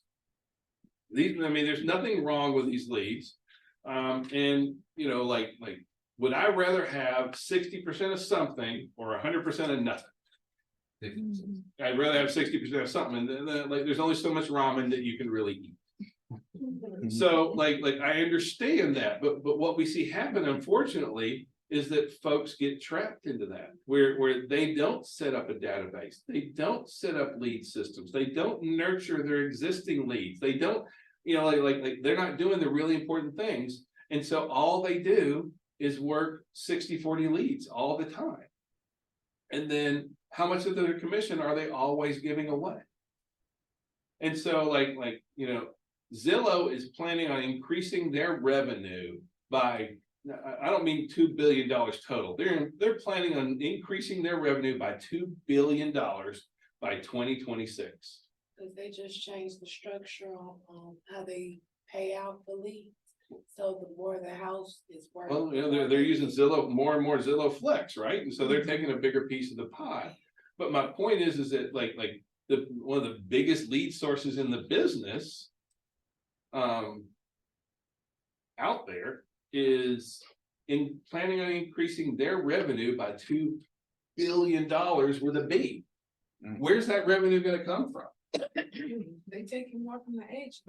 It's coming from us, right? We're the ones who are going to help them get to that $2 billion goal. I would much rather you didn't pay them a penny and nurtured your own leads and built your own business. That being said, I get it. There's no problem with starting off and being able to utilize these leads in order to get something. Just don't get trapped. Please don't get trapped in these leads, because Like if it's all, I unfortunately, we know a lot of folks that all they do is they work up city or they work this different, you know, Veterans United, whatever it may be, they work these lead systems. And then they don't have a database, they don't do these other kind of things. You see, I mean, as a mentor, what do you see on that? And they don't nurture the client once they do get them, to get the 3 people that they know that want to buy a house that they don't have to pay a commission to OpCity on. So that's a big part of it. It's okay. I mean, I certainly augmented my income by using OpCity, and I did 11 transactions with them, but I had 160 people that I had to talk to get those 11 transactions over 3 years. The only thing that helped me when I started buying Zillow leads was I really had to work up as far as like putting in my database and working them. And then down the road, of course, they were there, so I got to sell to them down the road. So Yeah. it helped build the pipeline. But I do like what you said, is like, don't lean on them. I actually fell into that trap when I first started. I did a lot of the lead gen, and then I went to a mom and pop brokerage, and I was getting fed so well. I just stopped, like, you know, kind of nurturing leads and Yeah. stuff like that. And then unfortunately it got dry around the winter time. And then because you didn't cultivate those leads before, now you're like waiting for something to pop into your lap, and like you said, ramen. So Yeah. yeah. Hey, get greedy kids like mine, they want to eat like multiple times a day. What are they? Yeah, tough. All right, let's talk about video. Who here are my video folks? Who's afraid of video? How about that? It's easier to ask who's afraid of video. None of y'all? Good. That's great, because we need to be doing more and more video. What's the advantage of doing video? Well, can you get to know somebody through video? Yeah, it really, I mean, like how many people do you follow, whether, I don't know, it doesn't matter the platform, but like you get a sense of being able to know somebody. And then can you trust somebody on video? But you know, when I first started doing video, you know, like I'd record a video and then I'd re-record it like 50 more times. And I'd sit there and I'd just be like, I'm so old. I mean, I get gray hair everywhere, and I sound like Cooter Brown, and you know, I'm fat, and I mean, like, look, the screen, the camera doesn't add 10 pounds. It's the cheeseburger that added the 10 pounds, right? And so and all of a sudden it just hit me, it's like, you know what? This is me every day. Like right now, I got a lot of gray hair. I ain't skinny, and I sound like Cooter Brown. It's just how I am. If you don't like me now, you're not gonna like me on video either, but it's just real. Real is a lot more important than perfect. You don't have to be perfect on video, right? One of the highest videos I've ever had was me walking backwards into an open house, and I went ass over tea kettle while recording. There were some 4-letter words said, and I stumbled to get up and like ran into the wall on the way and cussed a little bit more on there, kind of thing. And you know what? Everybody loved it. It was the best thing I ever did. Now, I don't recommend going and falling down in an open house, but like, was it real? Yeah. And people would be like, man, that was hilarious. And then they share it with people like, oh, good, thank you for sharing that. But you know, like real is more important. Like they got a sense of who I am, that kind of stuff. One of our agents went into a house that she thought was haunted, so she went live to protect herself, but she's in there the whole time talking of, you know, Amy's going through the whole thing, talking about how she's waiting for a goblin to jump out, that kind of stuff. Same sort of thing. It's about being real. And on all the video, whether you sit down and actually script it out, go live, those kind of things, it's a really, really big deal to be able and to be comfortable throwing video out there. It is a very powerful platform, whether you're doing long form video like on YouTube, whether you're doing short video, whether it's Instagram, whether it's YouTube Shorts or TikTok. You know, I'm not I like YouTube Shorts more than I do TikTok, because TikTok's not growing as much, and their average audience only goes up to like 19 or 20 kind of thing. But I don't hate it. But you know, there's a lot of different types of video you can do depending on when you're trying to reach people in the different sales funnels, right? You know, so you know, a lot of your relationship marketing, that kind of stuff, just, you know, that's a great time to get them at the top of the funnel. those kind of things, sharing out other businesses, that kind of thing. You know, if you're gonna do video, don't just do listing videos. Nobody ever said, oh, I love their videos because it's all houses I can look at. Nobody wants to see listing videos out there. How much video you like, Mark? How much do I do? Uh-huh. Oh, lots. I need to do way more video.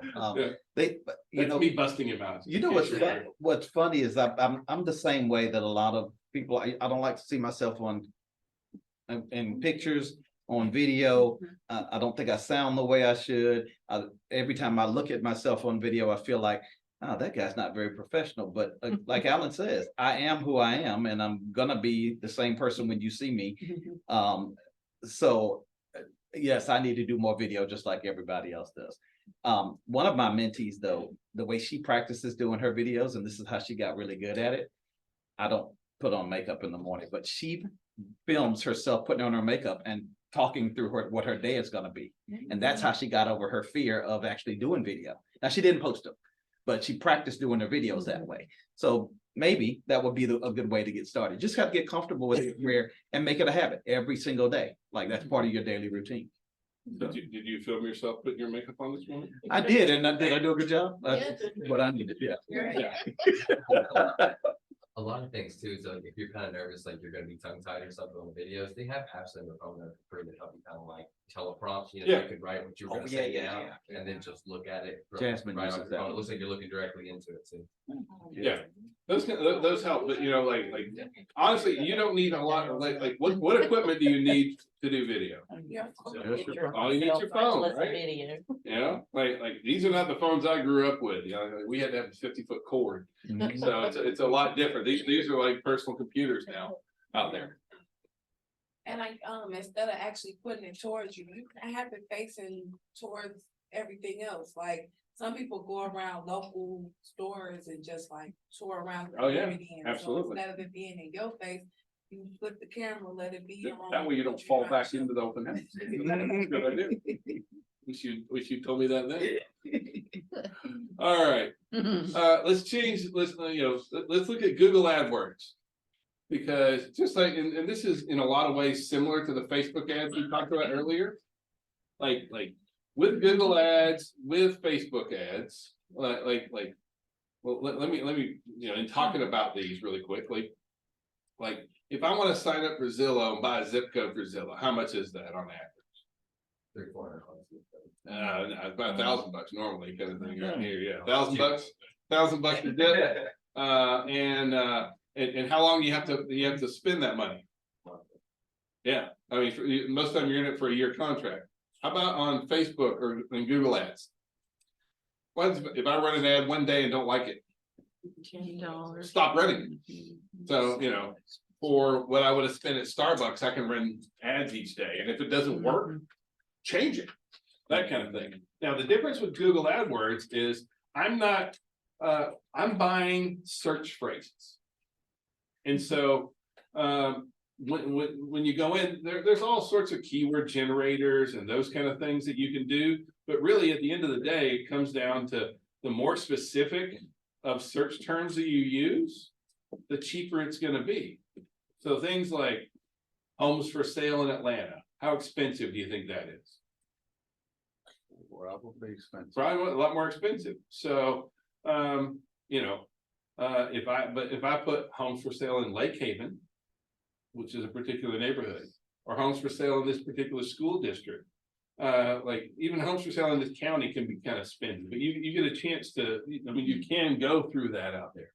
And so the more specific that you go, the cheaper they're gonna be. And so our general strategy is, I would much rather have a lot more search or keywords than try and just do one big one and then pay big bucks. I'm much better off to have multiple little ones that really speak to the area, and you can put in school district, intersections of roads, that kind of stuff.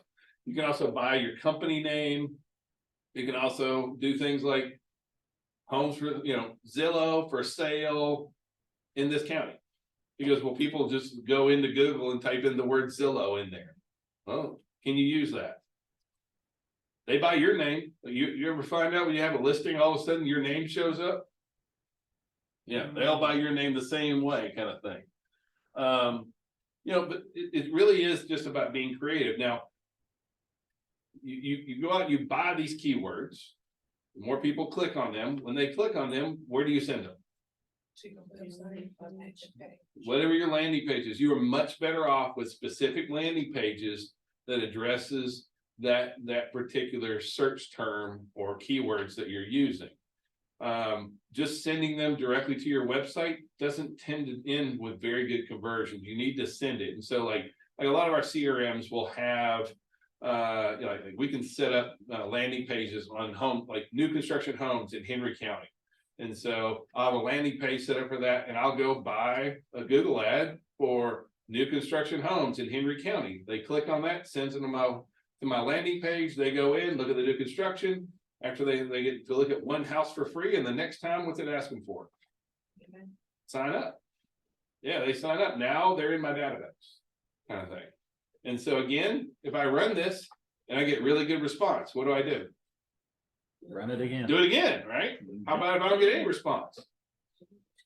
Kill it, change it, move it. You have a lot of options when it comes to that. But now, and it is another one that's a double-edged sword, because on one hand, you have a lot of control. On the other hand, you've got to control it, right? It's not just a set it and forget it. There are some services out there that will do it for you, but none of them are free.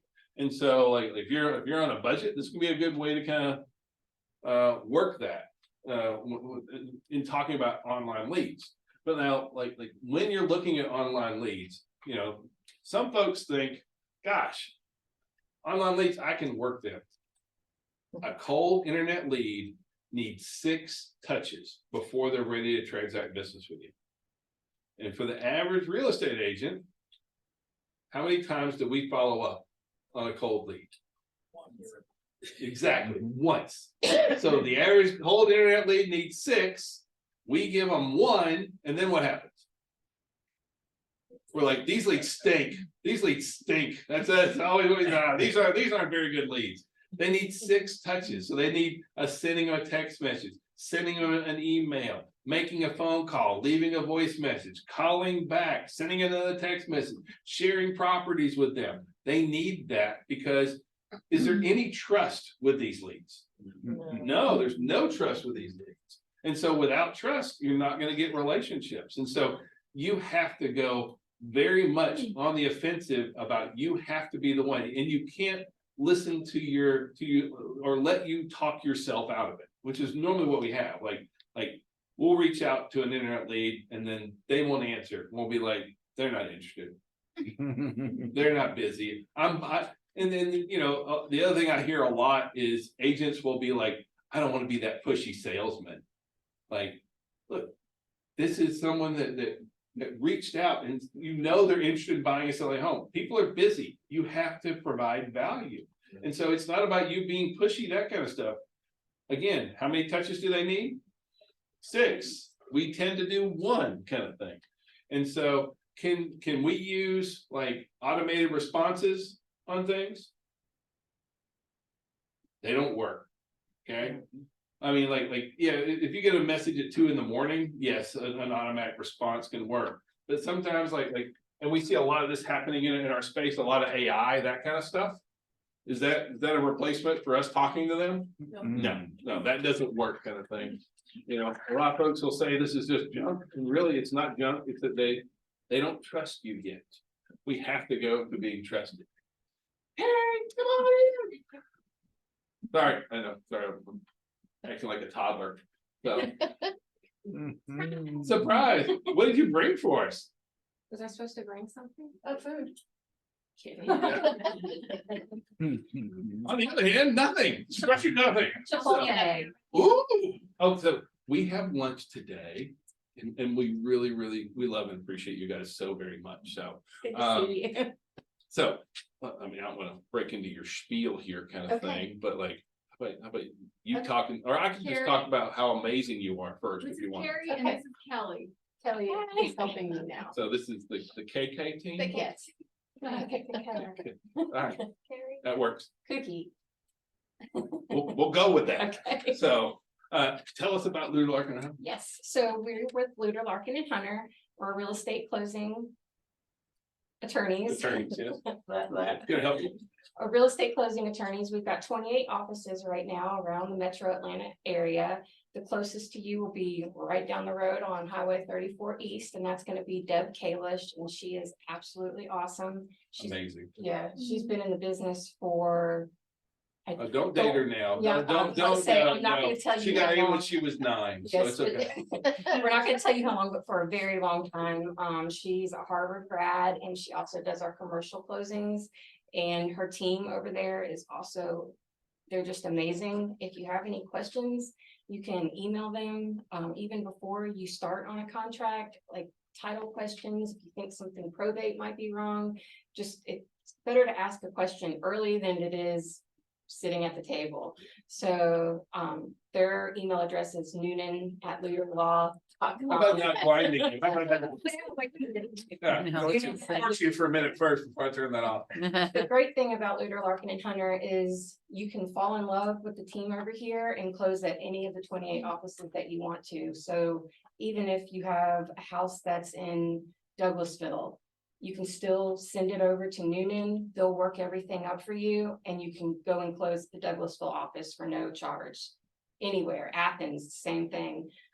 We just opened an Augusta office and we've also got Lake Hartwell.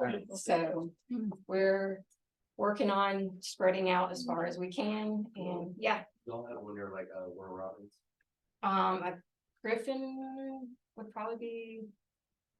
Augusta's probably the closest to, yeah, we're,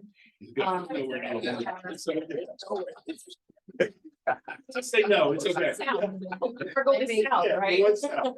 If Griffin's going to be it. Are you in LaGrange? Yeah, that one closed because we lost Okay. that, but, Yeah. yeah. Yeah. But we're anywhere, we do have attorneys that if you do need us sometimes to go different places, they can help you out and might need a notary, a traveling notary, but no charge for split closings either. If you've got a buyer and a seller that need to go to different places, go ahead and send them. So, and we're here to help you. That's what we're here. Yeah.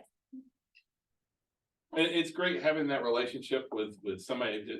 Like, It's if like you a don't team. have that relationship, it's so important because they'll help you with, and they know the contracts as well or better than we do, kind of thing. So they're great about helping with special steps if you need it, any kind of weird obscure questions, like she said, all the Yeah. probate and do I, what's happening I with think with she's title helped on here. write a couple special steps for like, Oh, yeah, Yeah. yeah. I mean, they've written some special for us kind of thing, just to help us get through things. So, but that relationship is really, really powerful. And, it's always nice to pick up the phone and they're like, hey, how you doing? Yeah. And you can be like, hey, Gina, I need your help right now. Like, they'll take care of y'all. Yeah. So, excellent. Well, thank you very much. And they brought us lunch. yes. So, yeah, for those of you on the line, sorry, and you'll have to go make your own sandwich, but for everybody here, we get it. So thank you guys You're very, very welcome. much. So. Thanks very much. All right, we're gonna take a lunch break. What are we now? 11:00. 11:05, so probably about 11:20-ish kind of thing. We're gonna jump back in here, so we here are gonna have go eat. You guys go eat, take a potty break, that kind of stuff, and we'll jump back in 11:20, so. Thank you.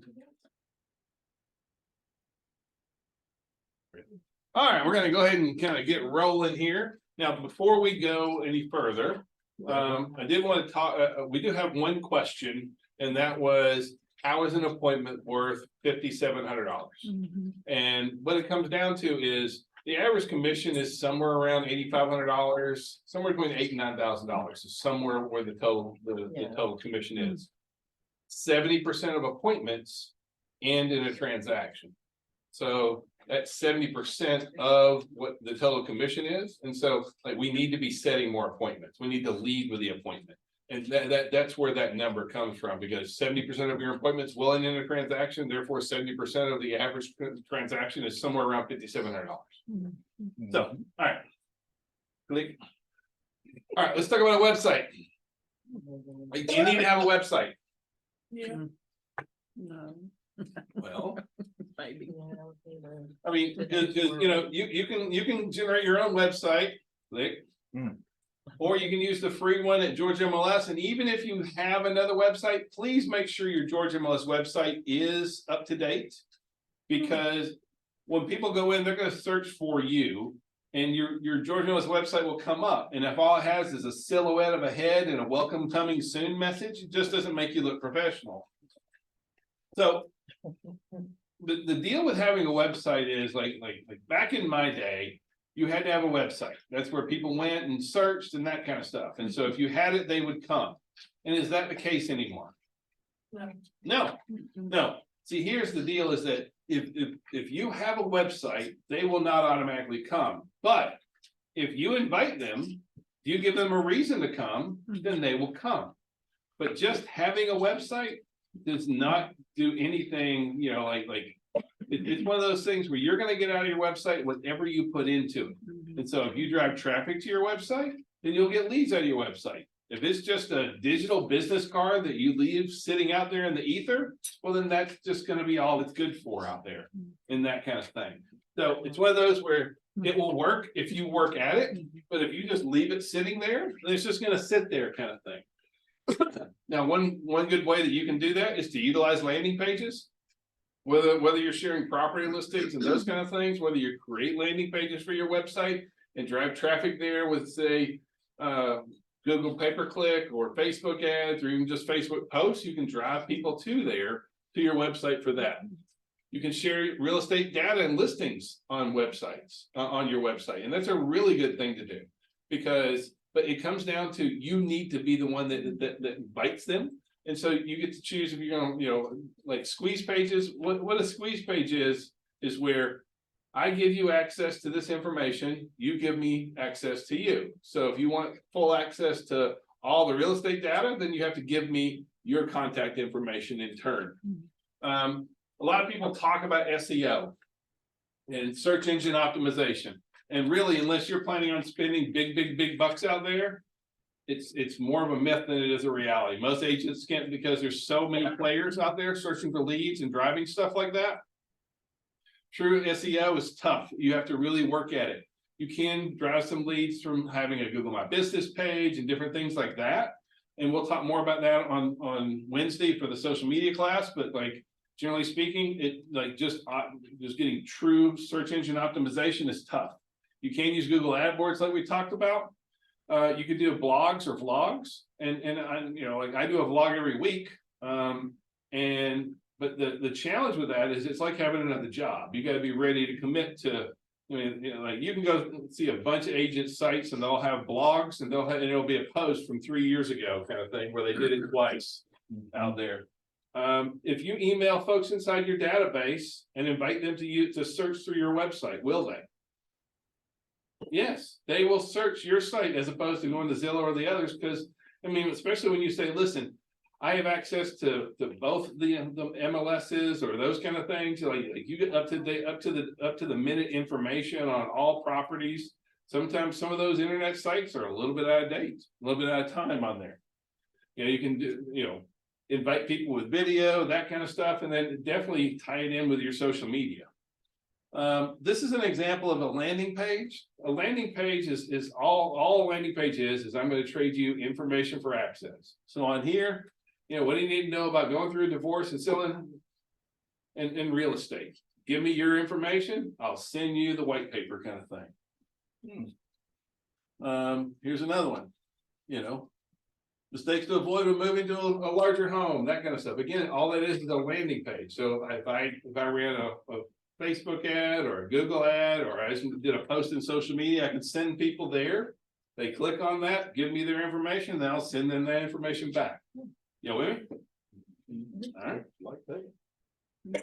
Who loves renters? Nobody, right? And I understand. Look, I completely get it about rent, right? Because with renters, they think that they're buying a house. They think you're going to take them to lunch and they're going to go out and shop for houses, that kind of stuff. And at the end of the day, as a real estate professional, you might get $100 or $300. So it's just really not worth it, right? That being said, like right now, what's the largest population group in the United States? Rentals. No, generation wise, millennials, right? Millennials. And so, and millennials are all between 32 and 36 over the next 3 years. Why is that an important number to look at? The largest population group is all between 32 and 36 over the next 3 years. Because that's first time home buyer age. So over the next 3 years, the largest population group is all going to be in the first time home buyer age range. Where are they living now? In apartment. They're living in apartments. So our renter is a good place for us to talk to. Yeah, and that's the thing, like if I go talk to expired listings, how eager are they to talk to me? No, Usually not much. no, but 83% of renters want to own. So what percent of renters will be glad to talk to you? About 80% of the renters will be glad to talk to you, kind of thing, as opposed to some of the other lead sources in there. 77% believe that it's a path to the American dream. So while you may not say, look, I don't want to work rentals itself, our renters are a really good place to focus on growing your business. Yeah, there's a really good, so like we had one agent. She sold 45 houses her first year, all the rental. She door knocked apartments. Now, she would not door knock cheap apartments, so she'd kind of go in knowing what it's gonna be. And she would go knock on the door, and before she even opened the door, so let's say the average rent in there was $1,800 a month. So she put in $1,800 times 12. And then they open the door and she'd say, hey, I'd love to talk to you about home ownership. My name's Al Richardson, I'm a real estate agent. I'd love to kind of help you, talk about the path of home ownership. Do you have a moment? Yeah. And the first thing she'd say is, well, how long have you lived here? And I'd be, we've been here for 2.5 years. And she'd say, do you know you spent $54,000 here over the last 2.5 years? Now, do you think that's a door opener? Yeah. Yeah. She picks their jaw up, goes in, and then she starts talking to them about what's going on. And when she first started off, she would have them fill out the mortgage information on an app on her phone. But after she started knocking them out, guess what the lenders started doing? Door knocking with her. And filling out apps right then and there, kind of thing. And so, now I understand there's some apartment complexes you can't, but there's plenty that you can, kind of thing, and do it. And you may say, look, I don't want to door knock apartments. That's fine. Just don't tell yourself that that's not an option out there, kind of thing. This is another one of those you get to choose what it is. But there's some really good opportunities out there because most real estate folks treat renters poorly.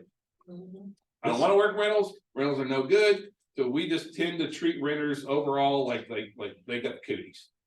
So This is kind of an example of planting seeds and nurturing the people, right? If somebody comes to you and they say, hey, I don't want to buy right now, but I want to rent. And you know that the place that they're looking at or the 3 houses they show you that they're looking at pay $150 or $200 each. Do you think it's worth your time? Is there anybody in here who thinks it's not worth their time? Everybody here thinks it's worth their time for $150 or $200. yeah. It is worth your time because in 9 months, those people are going to either have to re-sign a lease, look for a new place to rent, or be ready to buy.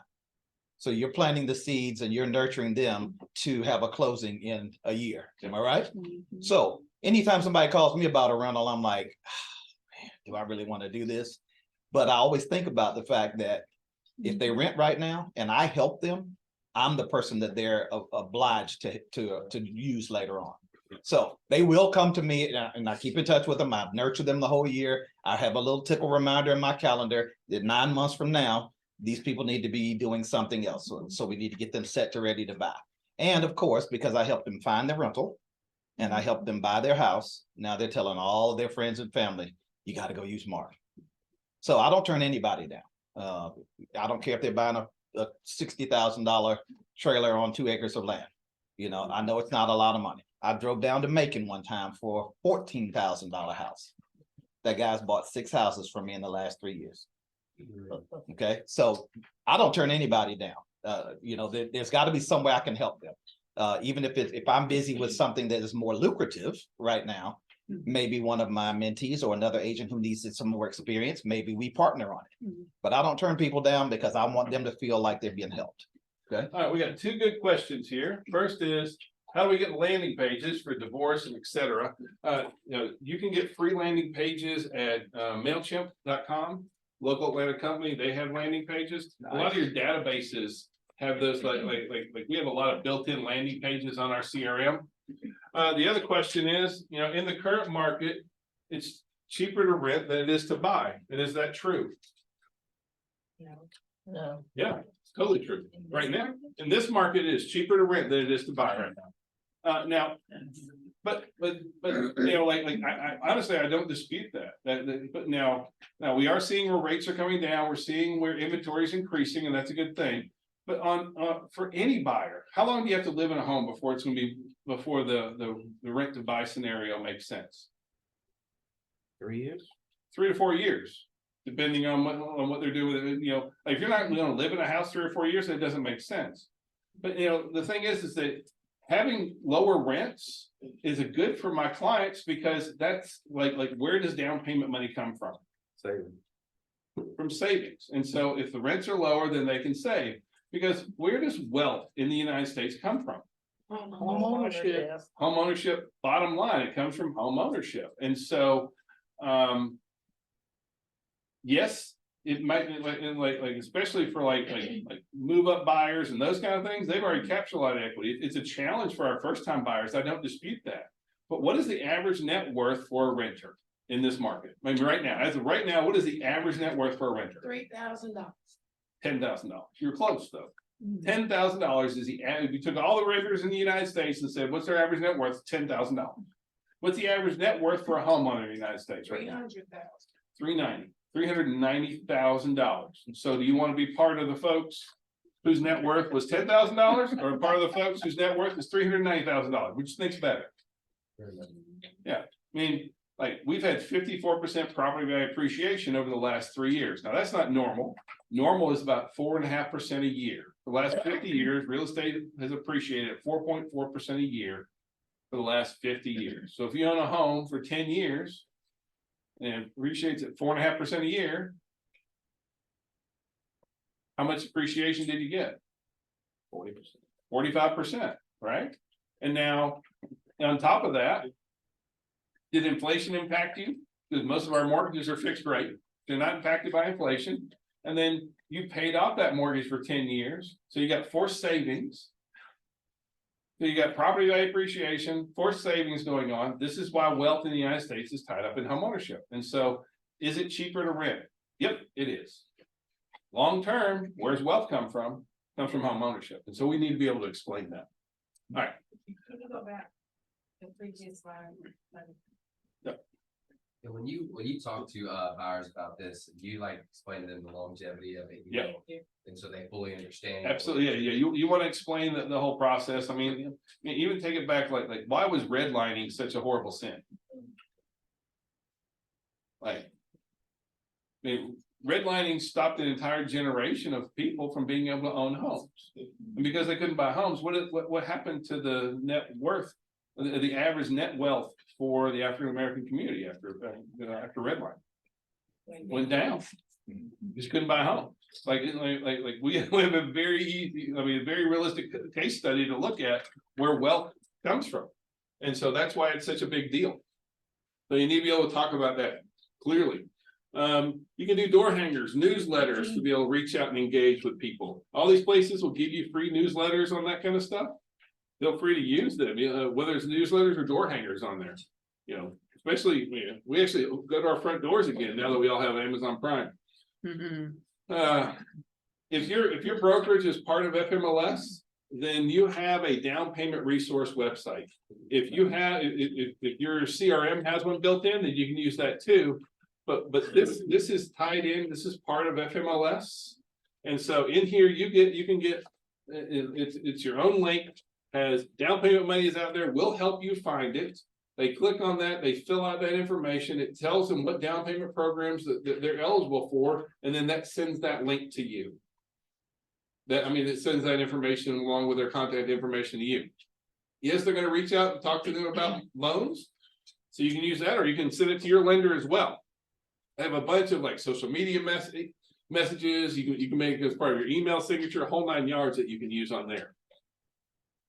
Can you market HUD homes? Yes. In Georgia, can we market HUD homes? Yes. Okay, yes, you're telling them the answer. We can all market HUD homes. We can't state that we are the listing agent, but we have permission to advertise that HUD home. So you can go to the HUD home store and you can advertise that property out there. Now, if you're gonna do that, do recognize that HUD homes are not like the HUD homes of yesteryear kind of thing. Used to be HUD homes, like when you thought of the word HUD home, what comes to mind? Cheap, a good deal, bargain. Is that how HUD homes are now? Needs work. See, HUD homes now are fair market. Most of them are fixed up.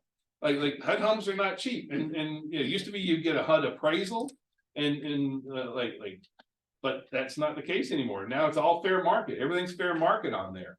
Now you do have to be a homeowner to buy a home. Like it's only available for homeowners for the first 28 days. That a property goes on there, and there's only, like, last time I checked, there was 8 in the whole state of Georgia.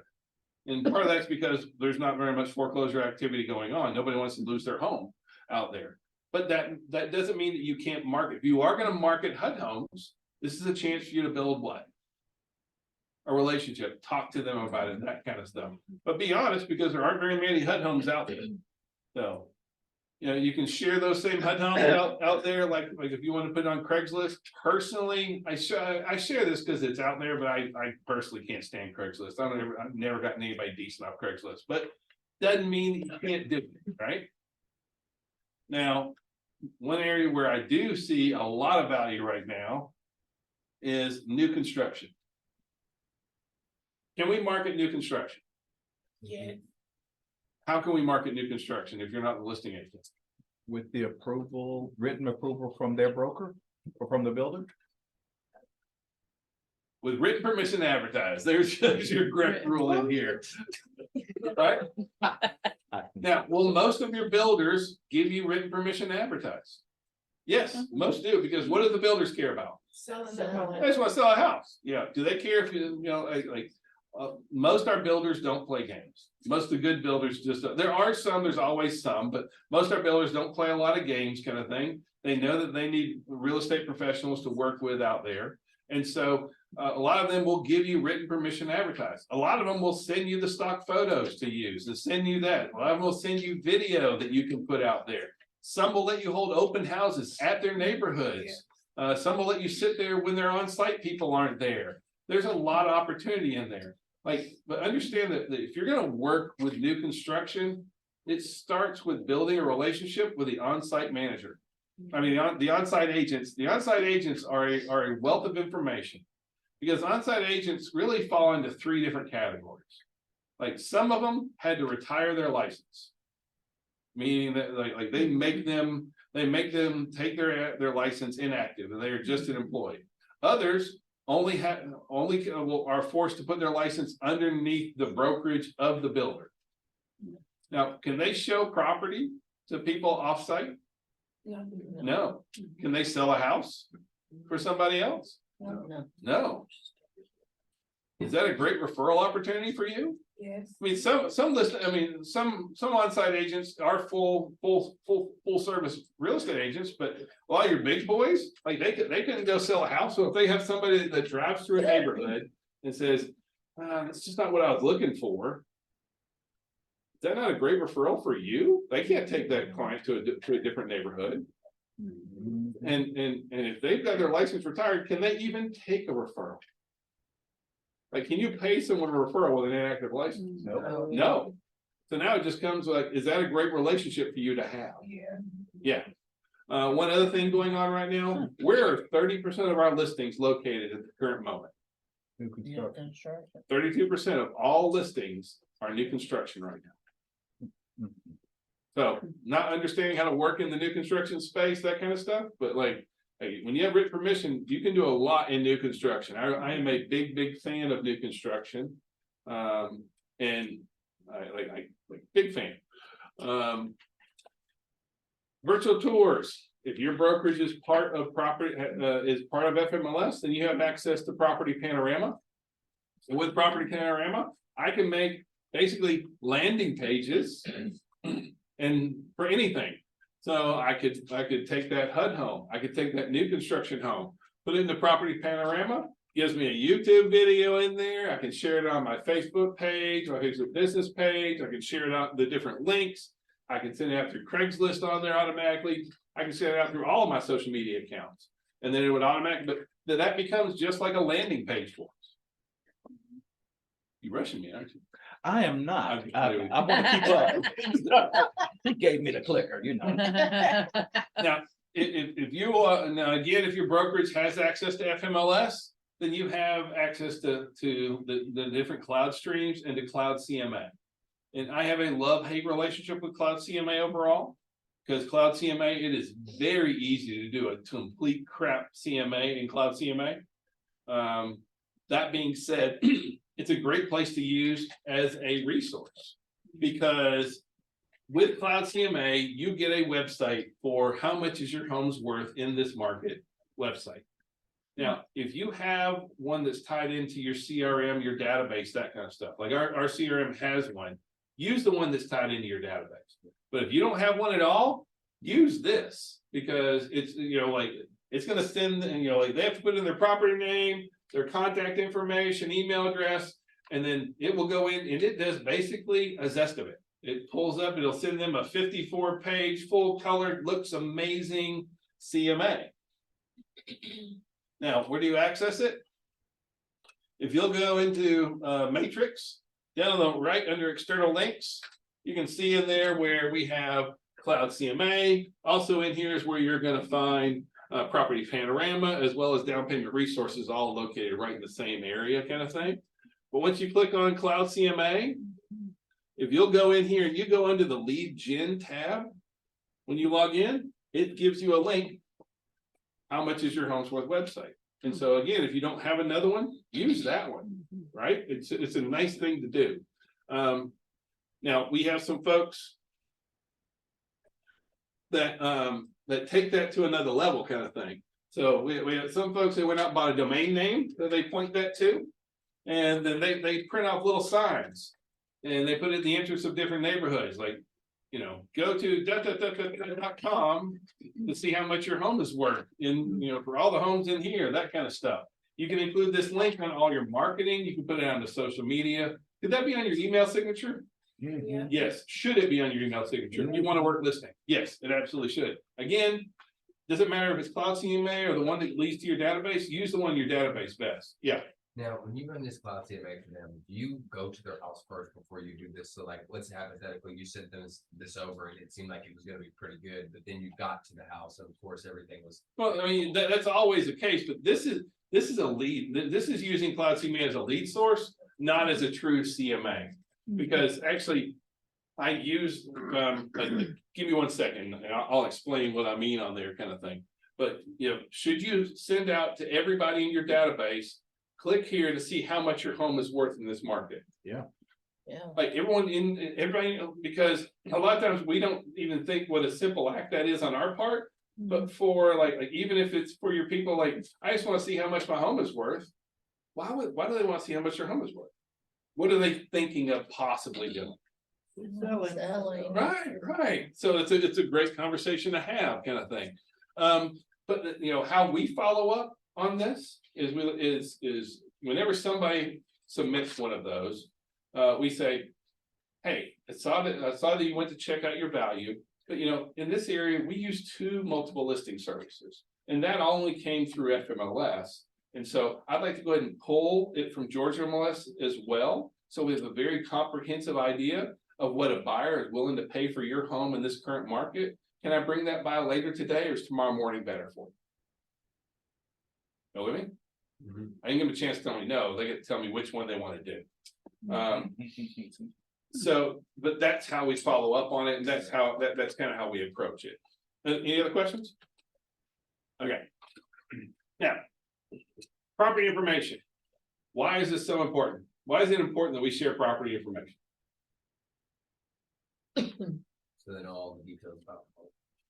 Well, what is the number one thing, especially buyers want from their real estate agent? The number one thing that buyers want from us, buy me a house. Number one thing buyers want, find me a house, find me a house, find me a house. Yeah, they want someone who can negotiate, they want, they want help with the contracts, the whole 9 yards. At the end of the day, what do they want from us? Find me a house, right? And so property information is one of those things that doesn't get old. So if I reach out and I tell you this week, what an amazing agent I am. And then next week, I tell you how amazing I am. And then the next week, I'm going to tell you, what am I going to tell you the following week? Amazing. How amazing I am, right? And then, oh, here's another service that I do for you. So now, after a few weeks, Mhm. what are you tired of? You're- Hearing how amazing I you am, are. right? And so now, how about if I'm sharing property that you're really interested in? Does that get old? No. It doesn't get old. And so the number one thing that our folks want from us is, especially for our buyers, number one thing our buyers want is help me find a home. That's what they want. Now, what happens is, so you need to set up property alerts, and you need to set them up at least once or twice a week for everyone. It kind of depends on how serious a buyer they really are. Now, if they are, let's say if they're looking for like bargain property or value property or something under 200,000, how quickly do I need to send that listing out? Every day. I might send that one every day because that $180,000 house is gone, right? But for most of our clients, we're going to send it out once a week. And we're going to send that, and I want to make sure that I'm sending property that they're really, really looking at. Now, can you do this through the MLSs? You can. Sure can. Do you know when they've opened up that property on the MLS? Nope. You can try and turn on different alerts, that kind of stuff. I really recommend if you have a CRM, if you have a database that has this service done, do it through the CRM always. Because it will tell you when they open up things. It will tell you when they're looking at it. Because this is one of those things in the real estate world, like why does somebody decide now's the time to buy? Depends on what they got going on in their life. It just, and you couldn't be, I mean, like so spot on. Like we, for years, I tried and I'm looking for the tells. I'm looking for the tells. And all of a sudden, somebody pulls up and they're like, you know what, honey, it's time to buy. Yep, yeah, let's do it. That kind of thing. I know it's called you honey. I know. But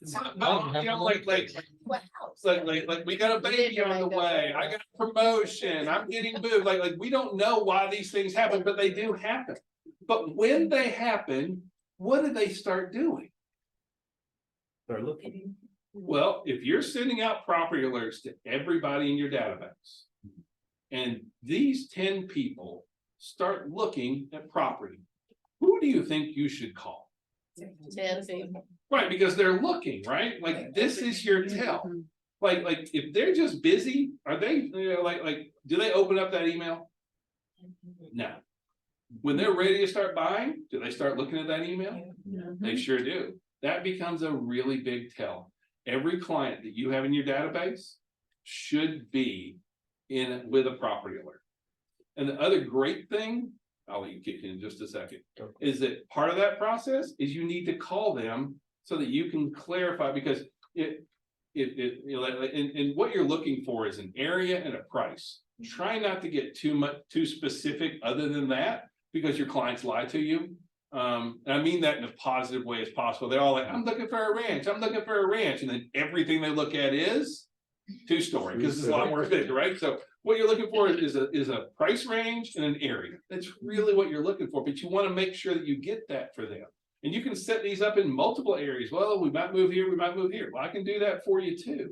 You want to set that up, and then you want to monitor who's and then that needs to go out every week. And then when they're looking at property, what do? You pick up, hey, I saw that you were looking at some houses. Do you want to go see stuff this weekend? Have you been pre-approved? Like, this is the time to do that. This is the tell that so many folks miss out on. And so if you have to set it up in the MLSs, do that. But if you have it in your own, your CRM, your database, that kind of stuff, utilize that 100%. Because when you log in, what's it gonna tell you? So-and-so viewed a property, so-and-so viewed a property, so-and-so opened an email, so-and-so responded to a text, that kind of stuff. Now, hopefully you have your alerts turned on, but like that is really, really good feedback. It helps you identify who in your database is actively engaged in buying and selling. I'm sorry. I cut you No, off. you're good. I was gonna say that it's really important to start where Alan said, where the parameters are wide, so it's sending them a bunch of different things. And then you focus on what it is they're actually looking at. And then start tightening those parameters up, have the conversation with them. So that they can say, oh, well, we are looking for these other things that you didn't notice. And then when they start seeing things coming into their email that they really, really love. I was not planning to buy a house 4 years ago. My wife went on and started searching, and she started seeing things that she liked. Ta-da, now we're buying a house. So it's Happy wife, happy life. There you go. well, it's the seeing things over and over and over again. So I was a kid, my dad had a Jaguar. He had more kids, Jaguar had to go away, and he got a station wagon, right? But he always heard about Jaguars, and I was like, oh, they're expensive, they're nice looking cars, that so I had really bad credit at one point. I got really good credit, and I had lots of money left over, and I started seeing Jaguar commercials left and right. I saw the Jaguar convertible. I saw it in red with the black top. I saw it with all the. So I kept seeing this over and over and over again. Every time I'm riding down the street, I see a Jaguar. I'm like, oh my God, that's a nice Jaguar. Taking my wife's car to the shop. It takes 45 minutes for them to do the service. I look out the window. There's a Jaguar dealership right across the street. Credit's good. Money in the bank. Been seeing plenty of commercials. This has got to be fake. I walked across the street. I'm going to the place. I'm looking at God the wants you to convertible buy a Jag. that he said I should have. I go in and I look and I'm like, wow, this is nice. Salesman comes running up with the keys. Let's go take it for a spin. And I'm like, this is great. So we start walking out the door. Where I just get out the door, my phone rings. It's my wife. What are you doing? Where are you? What is all that noise? I said, well, it's the wind. I'm outside. You're outside. I thought you were at the dealership getting my car fixed. I am, but they said, it's going to take 45 minutes. So I decided to wait on it instead of drop it off and come back. Salesman still walking me to this convertible to go take it for a ride.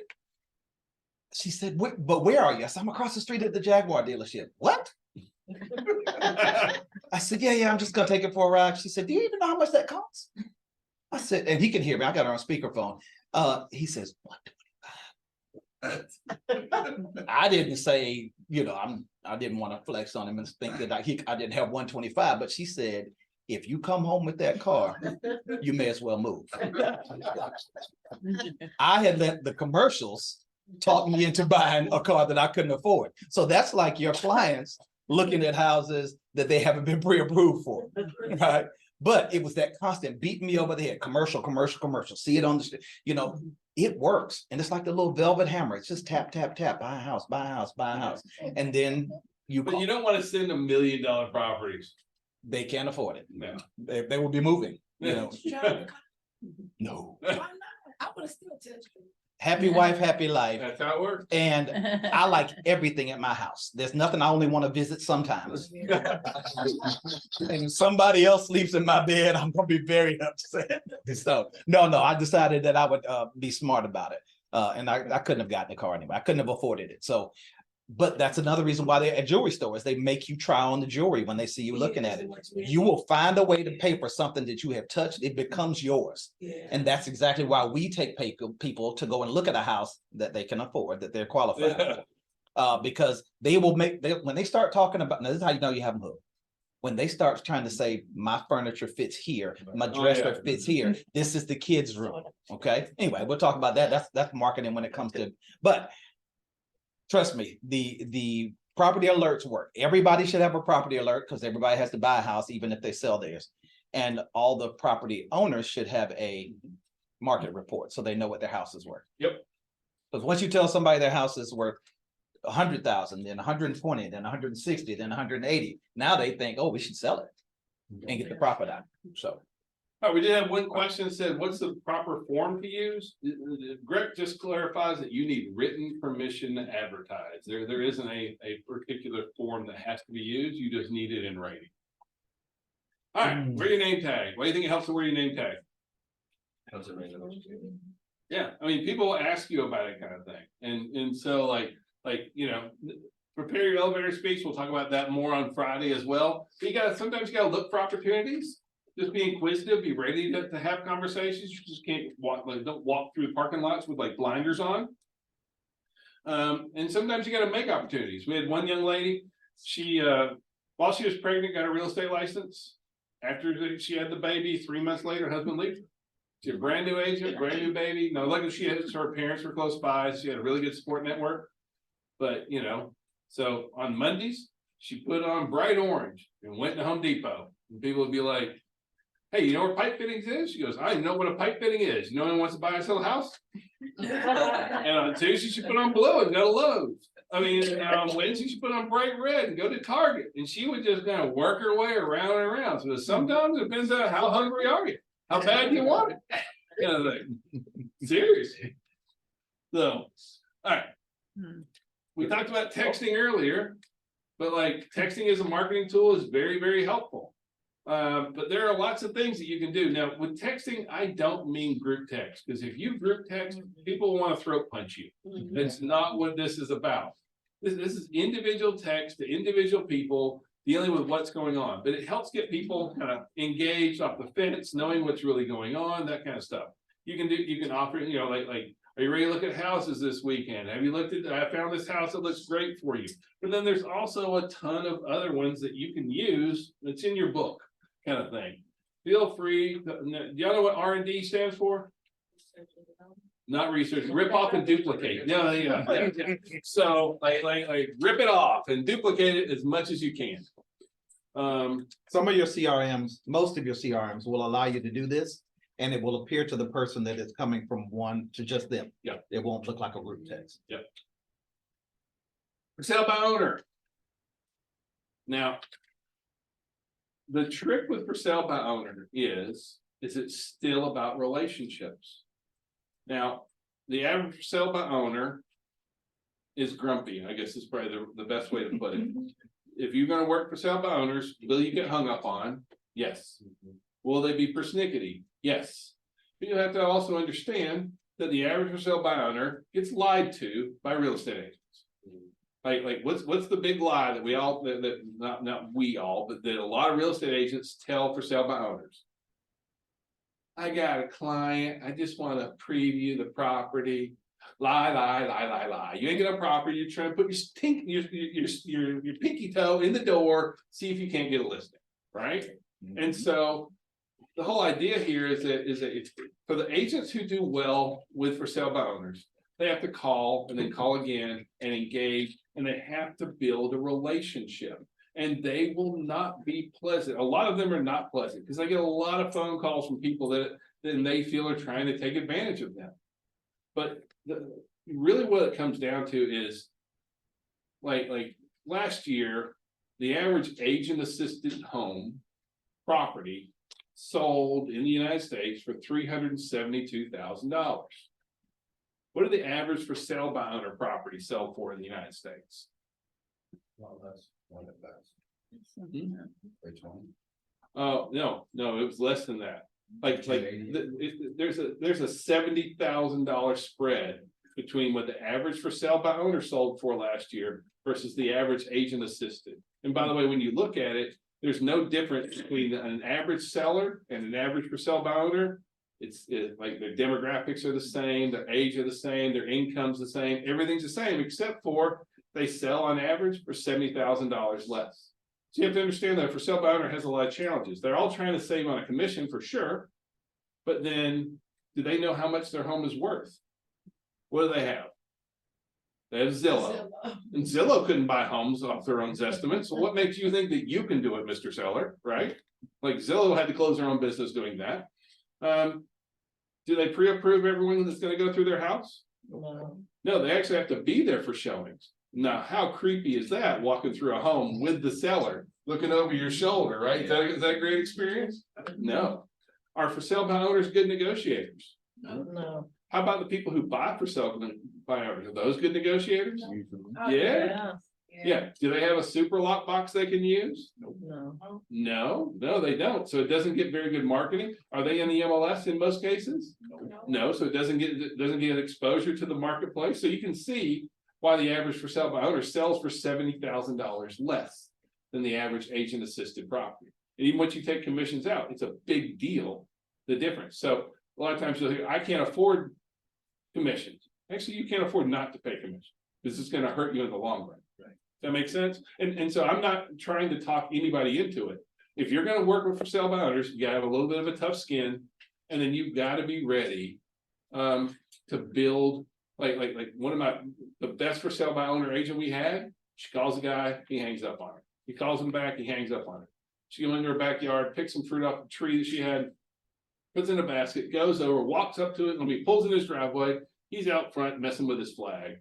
And he goes, "Can I help you?" She goes, "I'm the broad you hung up on twice." And she ended up listing his property kind of thing. But it took a while, and like, she had to keep working with him, right? And so like that's what you have to be ready for. And you have to be ready, can you do for sale by owner and not handle rejection? No. No, then don't do it. Okay, if you don't like this, it's okay. Not everybody should be doing for sale by owner. But if you can handle it, then it can be a good resource for you. One thing that we used to do when we worked for sale by owners is we did hay boxes, and actually we moved over to hay envelopes. And so we go get 25 envelopes from FedEx for free. We go get a bale of hay, and then we make up these little flyers, and then we tie a string to it, and on the other end we put a plastic baby needle, then we shove it in there. And so and then we would door knock for sale by owners. If they didn't answer, we'd leave that there. Who doesn't open a FedEx package on their front door? And they all open it up and throwing it out, they're pulling it out, they're like, "What is this?" And on there it says, "Finding a hardworking, innovative real estate professional that markets your property the same way they market themselves is like finding a needle in a haystack. If you'd like to work with somebody like that, give me a call." Now, I get 100% open on that, and then when I call back, I'll have to say is, I'm the hay guy. I'm the needle in a haystack guy. Oh, you're him. Now we're having a conversation, right? So, but you have to stay persistent. It's still about relationships. It's not about, a for sale by owner will not use you for at least 3 weeks. They're going to try it on their own for 3 weeks. But a lot of times people will call once and try and do that hard sell, try and get their pinky toe in the door, that kind of stuff. You have to stay consistent with them. You have to build relationships with them. All right, this is Tom Toole. In my opinion, he is like the king of expired listings. But Tom does expired listings different than most other people. And are there still expired listings in our market? Yes. Yeah, what are they called? Overpriced, most of them, right? Yeah. But now Tom still does a good job with expired listings, because there's a few things that Tom knows. The average expired listing, how many phone calls do they get by an agent? Or by agents? The first week out. 17. So the average expired listing gets 17 phone calls. They relist on average within 3 days or 3 months, because they are still interested in selling. And so Tom does make a phone call as well. But like for most agents, when they call an expired listing, what do they say? What's the expired listing script? Y'all know? Your agent stinks. You should have used me. That's pretty much like your pictures are bad, your prices were bad, your agent stinks. You should have had a different agent. Should have used me.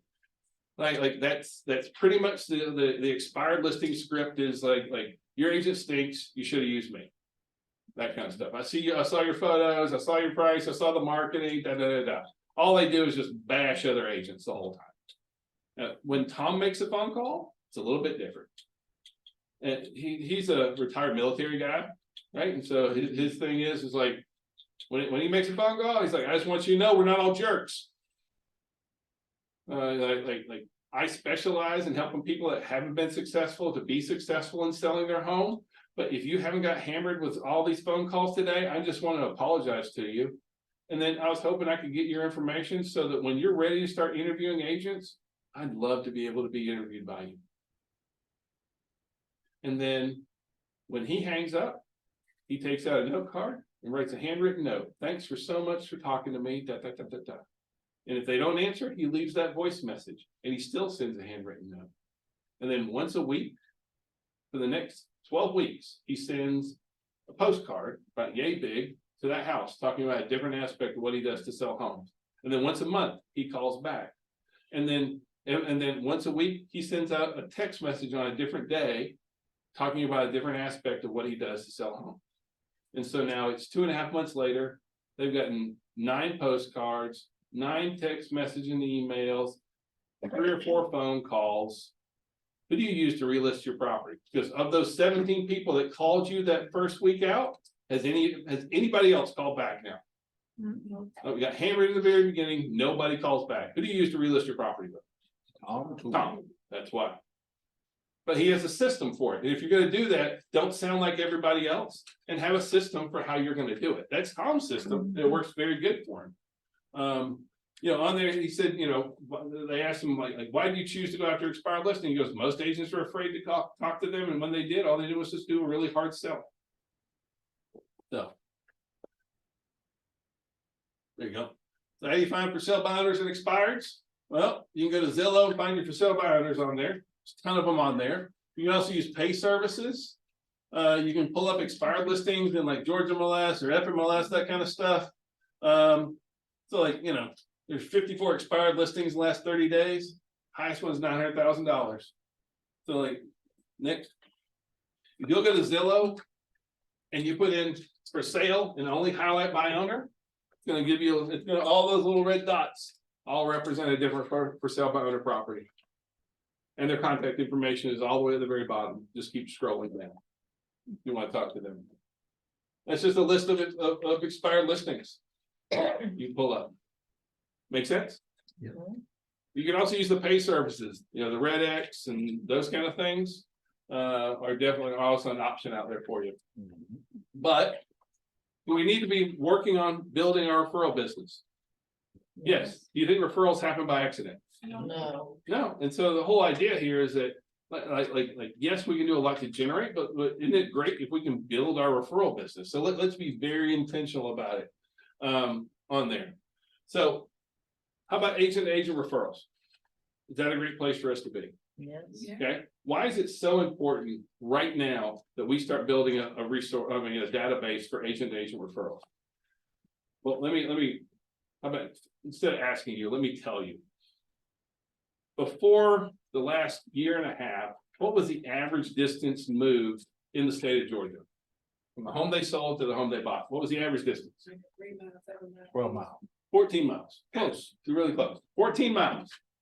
This past year, what's the average distance moved this past year? 125. Really close, 110 miles in Georgia. I was gonna say 100. Yeah, it's over 100 miles now. So if you don't set up a good agent to agent referral business, are you missing out? That means that your trade area has to be, give or take, 250 miles wide and tall. Like that's, no one can know that. So, but this is something that goes both ways. One, this is a great source for you to be able to refer stuff out, but this is also a great place for you to get referrals in. And so, go through social media and engage with other agents and build up referral networks. There's several online sources that you can go and sign up to be referral agents as well. Whenever you're anywhere, hand out business cards. You're from Macon, right? Warner Robins? Yep. Yeah. Anybody driving to Warner Robins? All right. This man right here will hook you up, right? Now, are you driving to Cumming? Huh? Are you driving to Cumming for a listing? Like a truck? No, you don't even know what it's saying. Are you driving North Georgia Mountains for a? No. So like opportunities like this, take advantage of them to be able to trade resources back and forth kind of thing. And then, anybody you've done transactions with, that kind of stuff, now it is very smart to build up a database of referral agents that you can work with out there, because it's great to say, I've got a guy for that out there.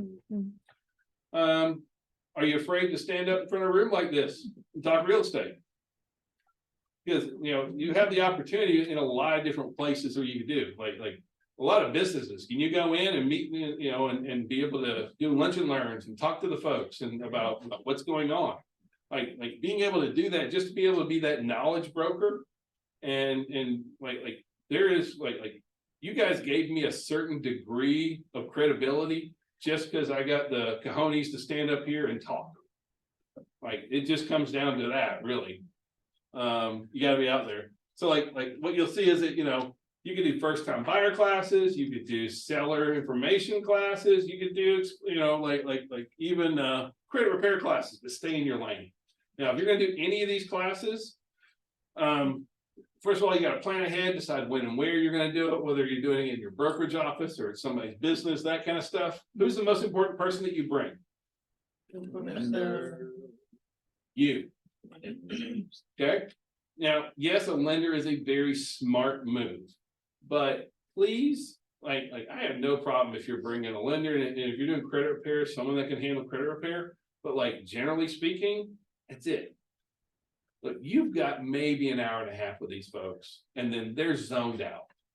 And I've seen agents who are and this is a home inspector, and this is pest control, and this is and it's 2 hours later, the people are like, oh God, make it end. And now you want to stand up and try and build a relationship with them, and you've given all your time away.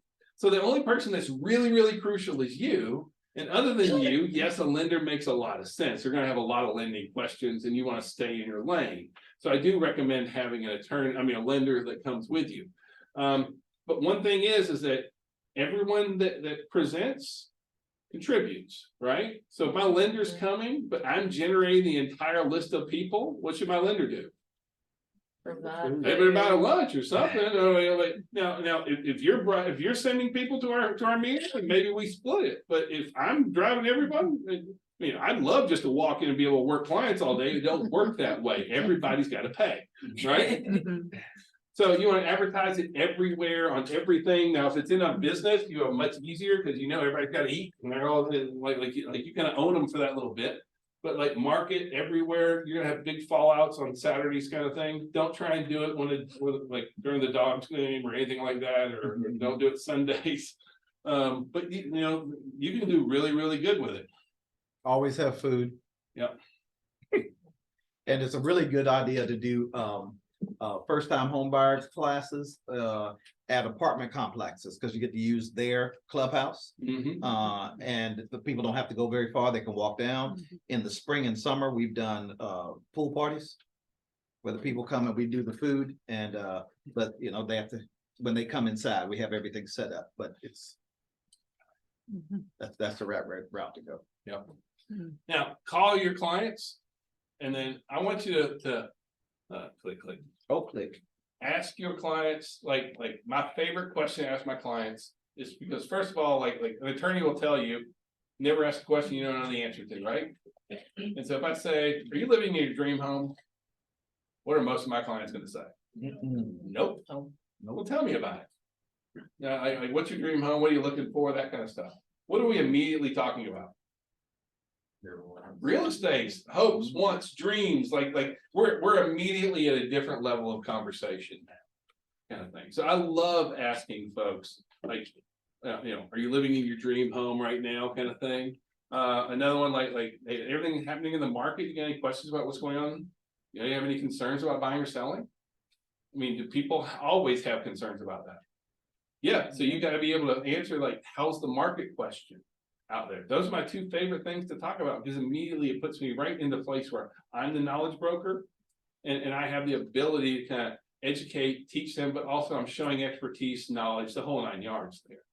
So if you go to your sales meetings, like we do this thing called Real Estate Backstory every Monday, where we talk about everything happening in the market. That kind of information can be very, very useful when you're trying to answer these questions with your clients on there. Take all your your existing folks that you have in your database that currently own homes, and twice a year, send them an old school paper CMA. Print it out. Now, I only print the first page in color, everything else is black and white, because what am I, Mark? What would you say, what was the term you used? Frugal. Frugal. I'm frugal.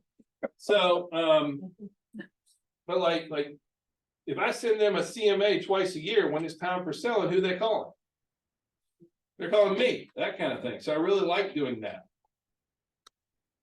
Oh. After closing, send flowers. But it's always best if you send it to like, especially if it's a big office, why do you want to send it flowers to a large office? So everybody acts like, oh. Ooh, girl, what you been doing? Huh? And then you're like, oh, it's my realtor. And then everybody's like, what? Send me no flowers? Like, it's a great way to have some conversations going on out there. Like when you do go on and have appointments, if you're gonna go on lunch, dinner, or drinks kind of thing, I'm gonna encourage you to have, coffee conversations, that kind of stuff. But I don't mean like, how about those Braves and what is it, Dallas and that kind of stuff? Like what I'm gonna encourage you to do is ask deep questions about them.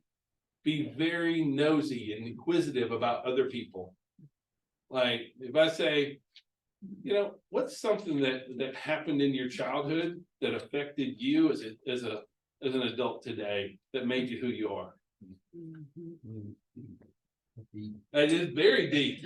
Now, two things. First is, if you ask that kind of question, is this a one-way street? Are they going to ask you too? Yeah. Yes. But when I've shared my deep, dark secrets to you, if I've talked about childhood trauma to you, am I worried about, do I trust you enough to sell a home? Yeah. Yes, absolutely. That's what I mean about getting deep with a conversation.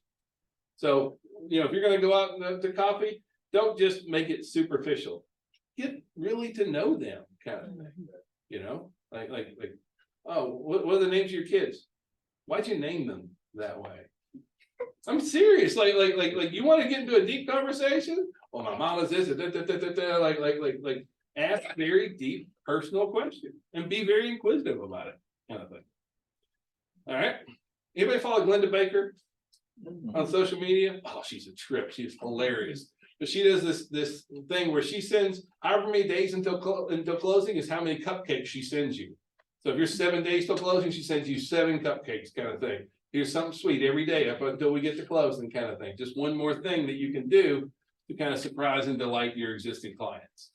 If your client works in a really nice place where it'd be good to get other clients out of, well, you and your lender take them to lunch, kind of thing.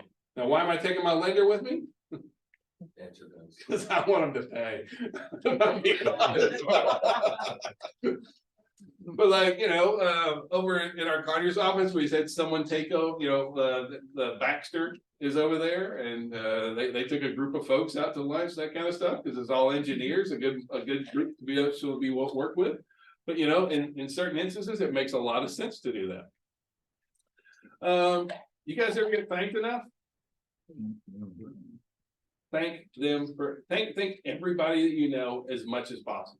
Having a very upfront, open attitude of thankfulness is a really, really great trait to have, and people will really appreciate it.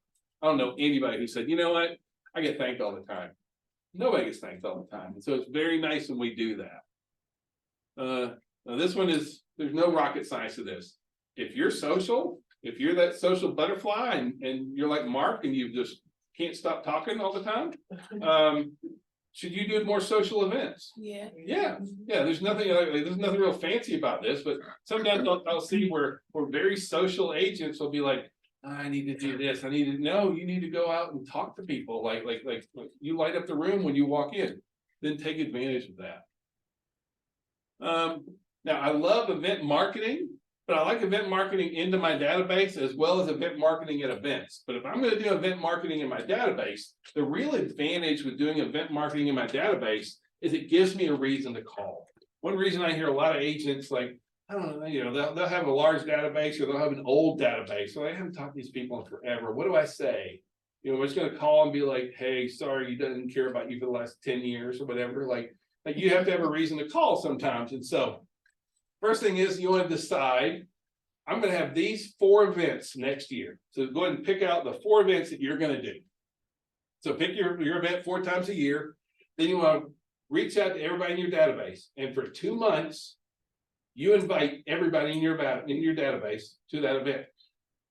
Hold the event, then you spend 1 month thanking everybody and telling those that didn't come that you wish that they could come next time. And then 2 more months, inviting them to the next event, hold the event, and so you do this ongoing. Now, do you have a reason to reach out to the people in your database? Yeah. Yes. Yes, absolutely. Now, marketing at events. Now, Mark, you like this one? Oh, my favorite. Go ahead. Okay. So, this is the one where you get to actually, it's boots on the ground, you get to belly with people, and I don't talk about real estate at all at these events. The other agents in the booth do, but I don't talk to people about real estate at all. I don't, my goal, my job is to get their attention, to get them come to the booth, and the other agents talk to them. Well, so we do the Geranium Festival every year. We normally collect, we're not very good at it. We only get about 450 to 500 names Every year. and it's a 1-day event, and all we're doing is giving away a Yeti cooler. That's all I talk to them about. Come win this Yeti cooler. We're giving it away at 5:30 today. You don't have to be present to win, but I do have to be able to read legibly, be able to read your name and your phone number and your email address. We're going to do it on Facebook Live, so you'll be on Facebook Live. We'll deliver it to you, or you can come to the office and pick it up. I don't need a $400 cooler, but there are people who are willing to sign up for it. Yeah. And about 25% of the people that sign up are interested in buying or selling real estate. The other 75% just want to win the cooler. Well, you start by selecting your events, Mhm. and then you go and you choose who your partners are. And so all your partners, whoever's coming, they contribute. So like my lender's coming, they're buying the cooler or the TV. So you got a plan, more booths, signage, all that kind of stuff, and then you need some sort of a big giveaway. But it needs to be, I know it sounds sexist, but we prefer guide giveaways. Because ladies, you drag us to this thing anyway, and so most of the time we're just walking through there until like flat screen TVs, Komodo Joes, Yeti coolers, guys come out of the woodwork for that. And so the other thing you gotta do is you gotta prepare, so we prepare little sign up cards kind of thing. You know, it has all their contact information, and then it says on a scale of 1 to 10, how interested are you in Buying or selling real estate. Yeah. And they circle that. And we also always have on there, are they interested in a home buyer seminar? And if they are, they get invited to the home buyer seminar. On a scale of 1 to 10, we take everybody from a 6 to a 10, the interest level, and those are the ones we focus on. The ones that are 1 to 5, I send them something anyway until they tell me to stop. Yep. But it's like your real money's in follow-up afterwards kind of thing. You know, everyone like, I see that when you said you're a 7 on interest in real estate. Tell me about what's going on. Tell me about your situation. Are you buying? Are you selling? What's going on? It's just a great way to have a conversation about it. But the money is in the follow-up on that. All right. Can you co-brand with other business partners out there? Yeah, we all think about our lender and our attorney, but what about divorce attorneys, CPA, restaurants? There's a lot of opportunities that we have out there. Business to business is a good place for referral business for us. So whether it, like dry cleaners, like with dry cleaners, I want to be I like to be behind you'll see all the ones out front, but like, I want mine to be the one that he hands to people out there kind of thing.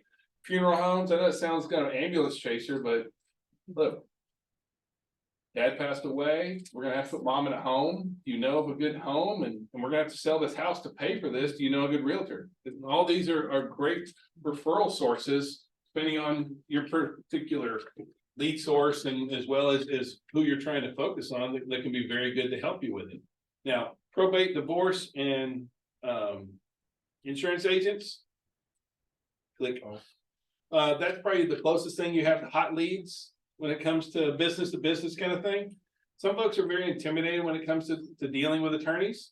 And like, listen, an attorney is a small business person just like you and I. like they're, like they need us.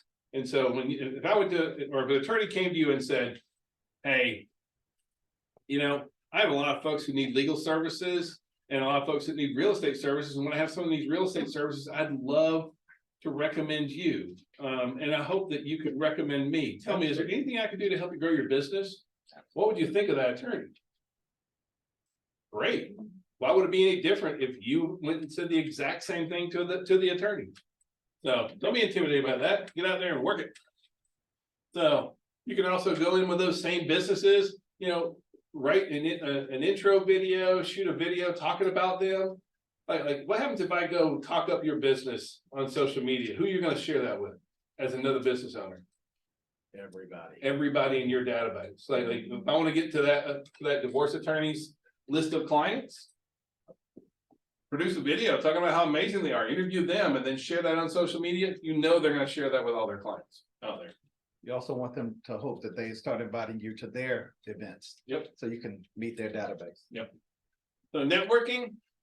All right, so like there's a lot of opportunities that we have, but when you get, like at those, whether they're local groups, chamber of commerce, meetings, school boards, all that kind of stuff. But when you go to any kind of networking events, please be a card taker, not just a card giver. All right, you need to be the one that takes the cards, because this is a chance to give and get referrals both in there. Don't just be the person leaned up against the wall with your phone out, like stupid, nobody do anything like that.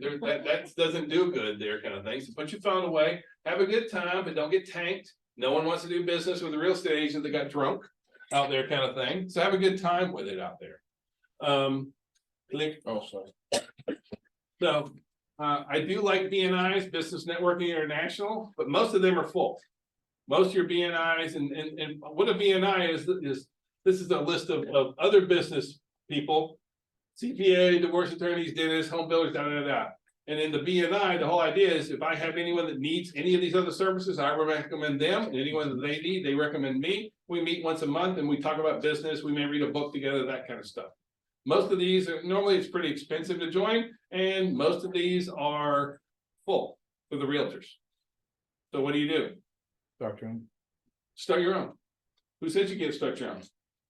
Right? Just go, call a bunch of other business owners and say, are you interested in getting together once a month, talking about how we can grow each other's business? Who says no? Yeah, exactly. Put them into your office, that kind of stuff. Geo farming, I like geographic farming. It is not a get rich quick thing, but it is one of those things that will grow your business long-term and in a good way. So the trick with geographic farming is a couple of things. Every house in that neighborhood needs to hear from you every month. You can, there are a lot of people who try and do it just through postcards, and you can do that. It just takes a lot of time and a lot more money. But this is where, excuse me again, this is where you just want to be able to reach out to everybody in that neighborhood once a month. But it starts by selecting the proper neighborhood to begin with. So your goal is I want 1/3 of all the listings that came out of this neighborhood last year. And so you pull up a neighborhood and there's only 3 homes sold. What good's that going to do you? I mean, what's your goal then? 1 house. You go down this other neighborhood and they sold 15 houses last year. Well, now you have to look and say, okay, that's going to give me 5 listings, and then half of those I'll get the buy for. So that actually represents 7 transactions. The average price in this neighborhood is $300,000. So my average commission is going to be about $9,000. 9 times 7 is $63,000. Is it worthwhile for me to farm this neighborhood for $63,000? Yes or no? Yeah. That's how you decide on a neighborhood.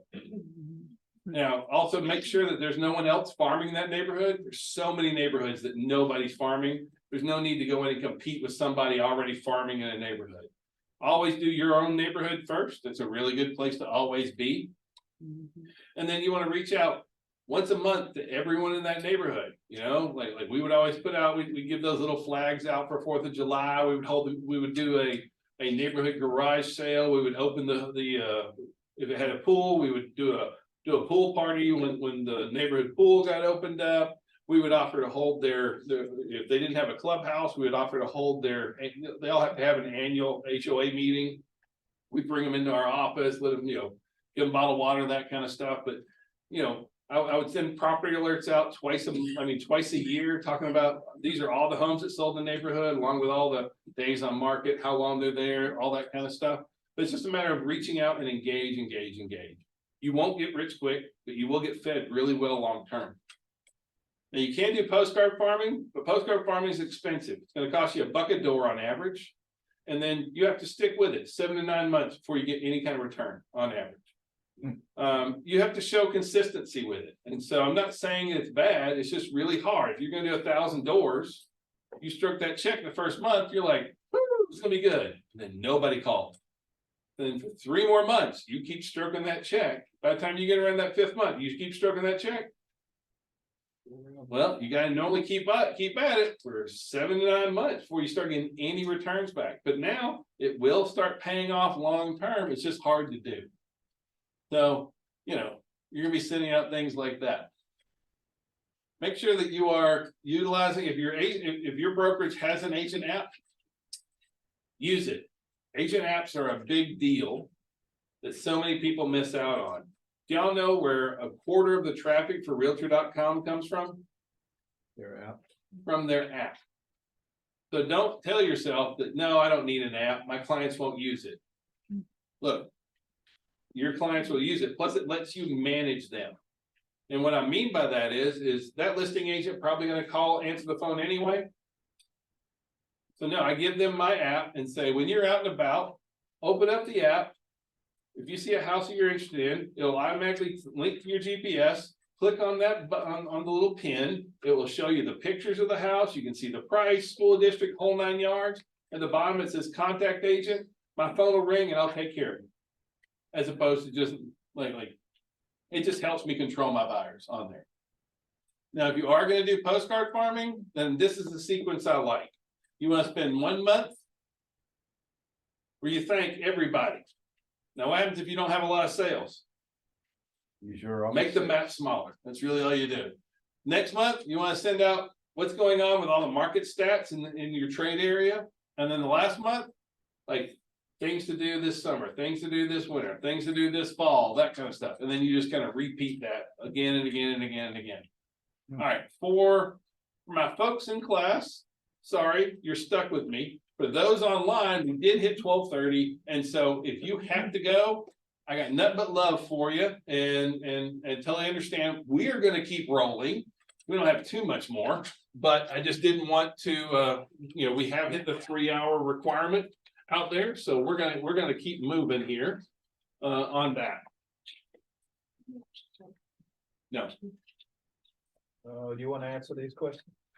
All right. What's our first question? How do I find out if some other agent is farming or not? Okay, When it's stop, not stop. my neighborhood. All right, easiest way to see if I'm gonna pull it up in the MLS and go through and look at all the sales. If you see a name listed more than one time, you'll know it's probably being farmed. Okay, next question. If your broker doesn't offer an app, can you please recommend one that I can use or one I can present to my broker for consideration? HomeSmart had one that was really, really good. Now it's owned by, and now it's the Homes.com app. It's not as good. Supposedly they're coming back with a new one. But I'm still waiting to see that right now. But right now, Homes.com app is the best one, the best option you have. You can use RPR if you're a realtor. They have a mobile app, but it's not shareable with clients out there. All right, video CMAs. I like video CMAs a lot. Now, everybody, everyone's comfortable with Zoom now, right? We've all been Zooming ever since COVID hit. And all you do, if you're going to do a video CMA, all you do is this is a great way to pull back the covers and show how we value property in the US. We value property based on comparisons. This home down the street is similar to your home in this way and that kind of stuff. And so all you do is you basically open up Zoom, record yourself, record your screen, and walk through and do a CMA while you talk to your clients. You do one of these a day, hit save, and then send it to that client. Doesn't cost anything. First one you do is probably going to take you about 30 minutes just to kind of work your way through it. But after that, we found that they were taking between 7 and 10 minutes to do a video CMA. And all you're doing is you're sharing your screen, you're showing how all the comparables, where that number came up, and then you're walking them through the entire process. And then we would always email them a copy of the CMA as well as the video, which talks about how much, like how we came up with that value. And so all you just do is you do one a day for them. And it's been a very nice source of business from that. And here we're good. Oh, you gotta. That's right. Again. There we go. Now, social farming is a lot like geographic farming, on instead of being wrapped around a particular location, it's around some sort of a social activity. So like, anybody in here retired military, that kind of stuff? But it could be sorority, fraternity, like I coached football for a number of years, and all the guys on my team, all those kids and their families, they were all part of my social farm. We have one agent, she's the kickball realtor kind of thing. Like I didn't even know that was, I thought, I didn't know it was actually real, but then it's a big deal. You can be the Tai Chi realtor as well. Working on it. Yeah, exactly. So like use these social farms, because in all the social farms, what do you immediately have in your social farm? People that know you. Trust, exactly right. You have trust in there. That's why it's so useful. Now, social media, we're going to talk about social media on Wednesday, so please come back for that class if you'd like. But social media is, there's a lot that we can do. Facebook, Instagram, that's out there for basically everybody. Pinterest, if you're trying to meet the ladies. Twitter, Snapchat, those are for my millennials, and LinkedIn is business to business. So we'll go through that in more detail, but we can share things like that. Keep her going. Yeah. Now, on Facebook itself, one more. You can farm your existing Facebook without, I don't mean Facebook ads. This is just a matter of going in and actually talking about real estate content on Facebook. You can't do too much of it because you'll turn into that Nerium or Abacare person that everybody hates. Like if all you talk is business on your personal page, they're gonna unfriend, unfollow you kind of thing. So 80-20 rule goes. If you do more than 80%, more than 20%, you're gonna turn some people off. But go out and just let people know what you do. You don't have to be all real estate, but you can be some real estate. Share property listings. You can share things going on that are relevant and useful for people to understand. You can post videos, that kind of stuff.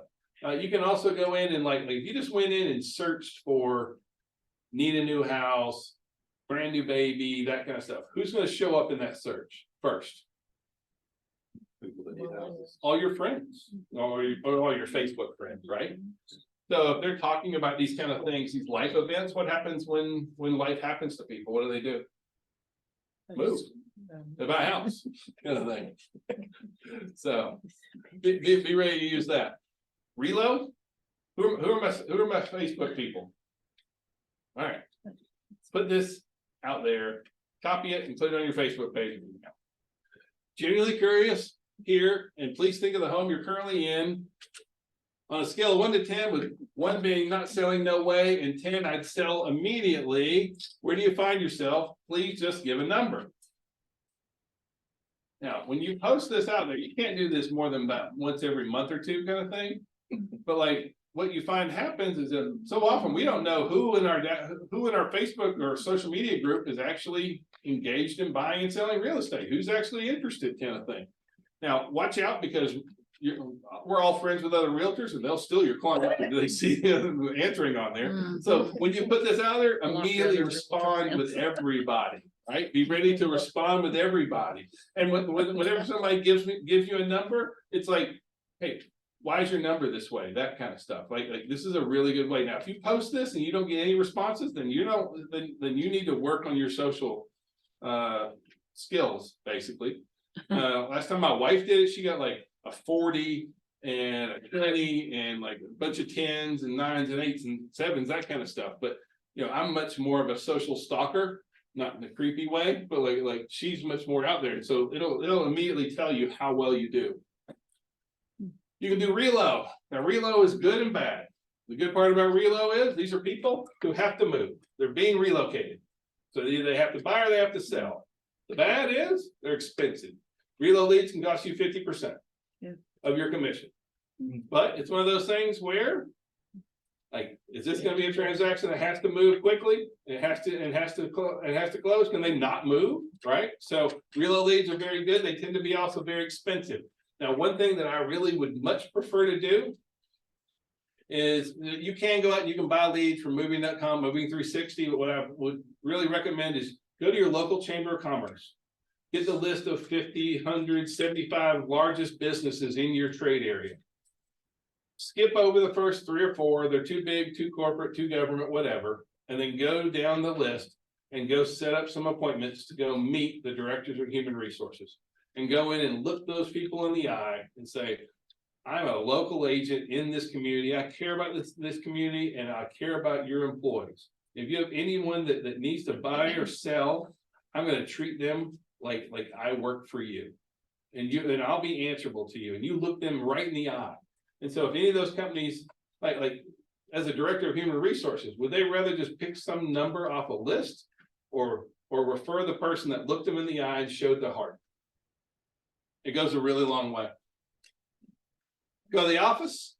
This one sounds basic, but like the advantage for going in the office is, what's the advantage for staying at home? Well, the dog needs a bath and the the dishes need to get done. I need to go change the oil and You go to the office. What's there to do at the office? They're boring. Like you go in, you're like, may as well make phone calls. I'm here. And that's why going to the office is beneficial, right? Because at home you can find all sorts of things to do at home. So there is an advantage for doing that on there. Okay, that's fine. You can prospect short sales. There aren't very many of these, but there always are some. And first thing is if you are going to go after short sales, please only be an experienced agent. This is not for newer agents. It will make your numbers look terrible. Our last short sale took 2 years to close. So it's not gonna be like, hey, list with me, I only sell at home in every 2 years. But the other thing is that sometimes people who need short sales will ask you to waiver on your ethics. Like, hey, I need to do a short sale so the bank will leave me alone, but I don't want you to list it in the MLS, and I don't want to sign on the yard, and I don't want a lockbox, and I only want showing Sunday morning at 6 a.m. Right? I'm not gonna help you defraud the mortgage company kind of thing. Yeah, there are people that need our heart, but no one ever said, man, things are great, let's do a short sale. Like if you're gonna do short sales, you're gonna get poo on your shoes. Like if I had to bring diapers and milk and cereal for the kids because doing a short sale, like someone's lost a job, someone's passed away, there's a divorce, there's a reason for a short sale. And so you are going to be intimately involved with the folks if you're helping them on a short sale. All right, you can use ISAs. And so all an ISA, this is a person that either calls out or accepts calls and then directs them to you. They cannot speak to people directly about real estate, but you can use them to either handle inbound leads or outgoing business out there. The trick is that they can't be the ones that talk about real estate to them. They can talk about leads, they can talk about overall things, but when it talks to actually, hey, how much is this home, that kind of stuff, they can't answer that. So you got to be careful with that. Most of these are unlicensed. You have to make sure they stay in the lanes on there. And if you're going to use them, make the cost be based on your success. I'm not just going to pay you per hour. I'm going to pay you per hour, but it's really going to come with the more conversions you do, the more money you get paid. That's how you set these up. All those are different companies that you can use if you're interested in having a virtual assistant or an ISA. I love 9-month rentals. This one is a great one. If you're prospecting first-time buyers, this is great. So you can use FMLS, Paragon, whatever, that kind of stuff. And what you want to go in.